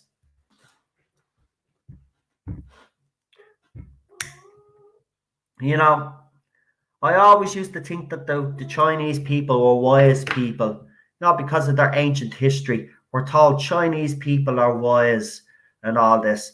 No, they're not. And being honest, yeah, this didn't come from a fish market, like they're saying. And by the way, the stream probably will be taken down after this, because I'm actually going to say it out straight. This came from a lab in Huan, this place, right? Came from a lab. They were testing corona. They even said it a couple of months beforehand. Was it a couple of months or a couple of weeks beforehand, before the outbreak? They said they were testing it, or allegedly testing it, and then the outbreak happened, right? This was released deliberately, right? They wanted to see how far it could go, and it's after reaching the whole globe. So don't be surprised if they already have a vaccine. They just want to kill off some of the population. So do everything that you have to do to protect your family and to protect yourself. But there's no need to panic right yet. But I'm being honest, that the governments of the world want to start going down hard on China now. Because if I was leader of Ireland, I'm being honest, after this blows over, the first thing I'd be doing would be calling out the Chinese government and saying, what's going on? I want an explanation why this happened. I want you to let us know the steps you're going to take to prevent this from happening again. And I want people to be able to go into your country every few years or so to monitor these changes that you're going to put in place to make sure that nothing like this happens again. Right? This is what we had: SARS, we had MERS, and now we have Corona. All came from China, I think, right? So how many viruses, how many diseases or whatever superbugs have to come from China before the governments of the world decide to do fucking something about it? I have an easy solution, but if I said it on here, I'd probably be locked up in prison, but I have an easy solution to the whole thing. It's getting ridiculous now. Carrie's going live with your own date versus babyface like now. All right. Is he? Nice one. Nice one. That'll be a nice stream. Right, well then I might as well end my stream so you can all go and watch Gary's. I'll be in the chat because I'm a mod, so you will see me there. But I will be streaming with Rabbi, and if I'm correct as well, I think Ballstreck's stream is going ahead as well. So I'll be on 2 channels tomorrow. I'll be on Ballstreck's channel, I think first. That's the way it'll work out. And then I'll be on Rabbi's then for Picard. We're continuing to review Series 1. And then on Sunday, the very first episode of New Who's Run will be reviewed with a panel like we did every Sunday for this abomination. We will be reviewing New Who from the beginning. Now, next Friday, no, actually, I won't say that because I'm going to do a little promo trailer. But I have something up my sleeve for Friday. So Fridays and Sundays is going to be taken up with something that I have planned. So Sunday is New Who. We're going to do obviously Rose. We're going to start off with Rose. By the time we get to the Christmas special of this current era, we should be on the Christmas special. I think Rabbi has calculated that we'll be on someone's Christmas special. I think it's a David Tennant special. We will be on by the time that special is on. So we will be reviewing all the New Who. Now, I've only done the promo trailer, has the voices up until Matt Smith. Peter Capaldi's promo for his era, when we review his, will be getting a separate trailer because he's the last Doctor. So he's going to get a special trailer. It'll be the same when we do other things as well. We'll be doing little promo trailers. Don't forget to join us. So we've got loads coming on the channel, and also we have some of your suggestions. I will be doing some new shows on this channel as well. I might even jump into the big bad world of Batwoman. I might watch it with Cheryl, actually, and me and Cheryl might review for the laugh Batwoman. Why not? We'll see. Haven't made up my mind yet, but we'll see about that one.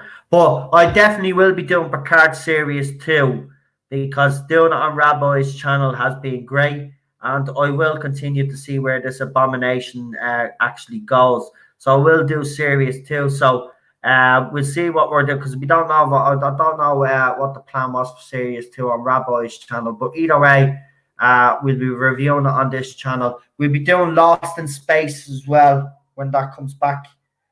Lost in Space 3. So I might do a general overview of Lost in Space Series 1 and 2 just to catch up. But then we'll do individual review episodes as well.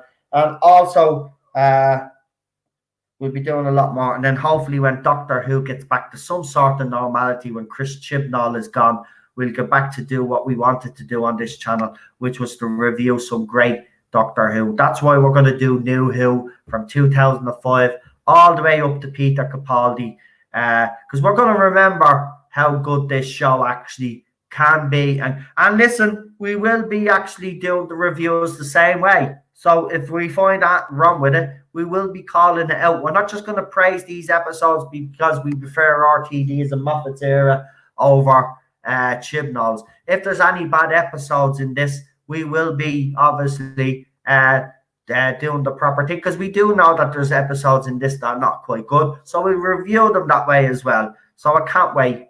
Can't wait. So guys, listen, have a good one. Thank you all for the super chats. Chris, Unknown, Cheryl, Chuckzilla, and all the other moderators, thank you very much. To everybody in the chat that sent me a comment and everybody that sent me a super chat, I really appreciate it. Listen, if you haven't already contacted the BBC, Chuckzilla has already put the post up there. Don't forget, if you haven't subscribed to the channel, please do. We do value your support on this channel. We are trying to gather the fandom together. So as I said, if you do know any fans out there that are disillusioned by this era, direct them towards the Tardis Zone. They will have friends in this chat here. They will have people here that will understand what they're going through. Let them know. So listen, good night. Have a great weekend. And I shall talk to you all tomorrow and then on Sunday and all of that. And then we'll be back on Monday. And then I'm just going to finish now and shut up because normally it takes me about 20 minutes to say goodbye. But I'm actually going to end it right now. Good night. God bless.